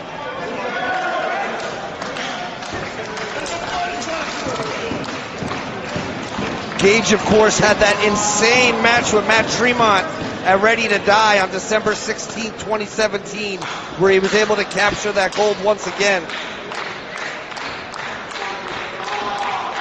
Miyamoto, he's got all of his opponents inside the ring and a giant bundle of tubes again. Has them up. Who's going to be on the receiving end? Wait a second. Turnabout is fair play. Oh, no. They've all got him. Oh, no. Cover your drinks. Watch out. Oh, fuck. Ah! And Miyamoto gets the worst of all of it with the biggest bundle of tubes over his head. And there's still dozens of light tubes not yet broken. The cancerous gas has filled the building. There you go. Get choked out while breathing in poison mercury. As it wasn't hard enough to breathe already. You get it into your brain, they choke you out, then the mercury's frozen forever in your medulla oblongata. A bunch of sleeper holds now. Gage trying to use some leverage, it looks like. If he can, he got it. Big chin breaker. Leave it to these guys to do a Chikara spot in the middle of this match. But it freed himself. That spooky dust seemingly has slowed all these guys down quite a bit. Everyone like back. a tuna swimming in the Pacific Ocean. Gage back on his feet. Charges in. Clothesline on Miyamoto. What a clothesline by the king, Nick fucking Gage. But Manser, the future president of the United States, firing away at Nick Gage. Big elbow. Gage still on his feet. Colon just shambles into the shot like a zombie. Bionic elbow for Colon. Down he goes. Now we know Manser's the next president, but is he the next Game Changer champion? Good question. We're going to find out tonight. Manser standing tall over all three of his opponents. Manser got his hand on that knee pad up. Picks up the light. Knee pad down. Knee pad down. Running knee with the tubes into Colon. Cover. Only a near fall. That was so fucking close.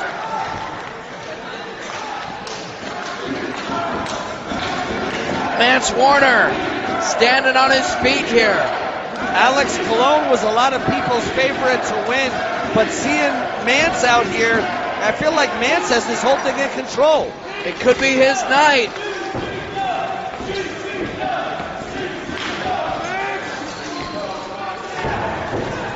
Manser now setting up that door, or at least trying to. He's got chairs inside the ring and the door, trying to set them up as he needs them. It's allowing his opponents some time to regroup. Absolutely. And that crowd's chant of Nick fucking Gage is refueling the energy cells of the champ. It may not have a visual effect, but I guarantee you, Nick Gage is starting to come alive. Handspring, moonsault connects. Spin kick into the tubes, into Colon. And now with Nick Gage, Miyamoto has got him up. Just dropped Gage right on his face. Almost had a new champion, Dave Prazak. It's going to take a lot to take that title away from Nick Gage. You know, previous generations had heroes like Hulk Hogan and stuff who went on to become disgraced. That's why I'm glad we can have a hero like Nick Gage. Someone we can just be proud of. Yeah. Proud of him. That's right. Someone who truly fights for every man. Nick fucking Gage in trouble. Miyamoto runs into the elbow. Twice. You gotta wonder too. Here he comes. You gotta wonder if, wow, Gage is just... Face wash. I was going to say, if Gage is worried that Miyamoto has his number based on their match history together, but right now Nick Gage showing no fucking signs of worry. MDK all fucking day. No problem. Gotta break them tubes. And he does. If at first you don't succeed, Nick Gage, try again. If I hear a GCW, everybody dies. Hear plenty of GCW chants in this one. Miyamoto clutching his shoulder. Gage on his feet. Gage and Miyamoto struggling, jockeying for position, Dave, in that corner. And the struggle's over. Nick Gage came out on top. Yes, he did. Gage is the king for so many fucking reasons. He's got Miyamoto choke breaker. Miyamoto's face contorted in anguish. And the champ takes a moment to survey this sold-out crowd. Takes his attention to Cologne. And, well, that door's seen better days.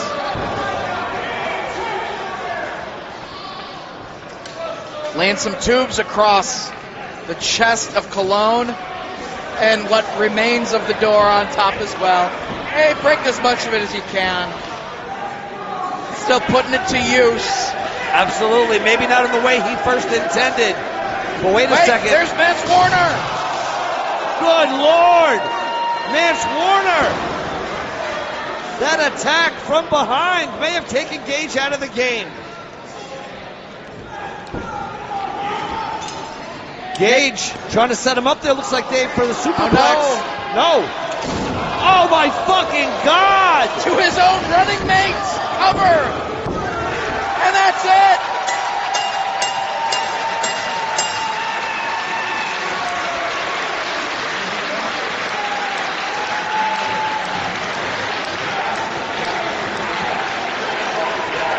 Nick fucking Gage has done it again. Even though the belt was on the line in every match of the tournament, he still stood strong. Who the fuck can stop Nick Gage? I have no idea, Dave. No one can argue. He is the man.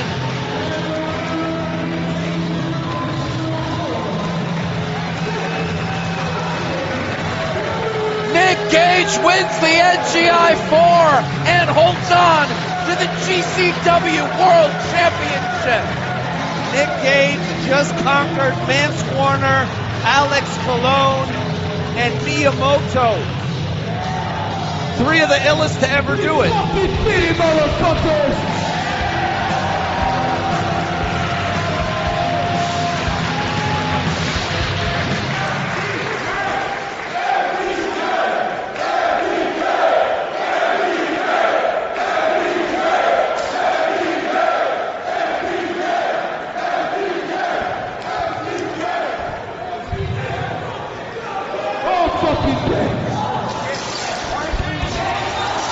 Wait, what's going on? What? Who is that? Launching a bundle of tubes at Nick Gage. And hits him with his own choke breaker. Who is that? What?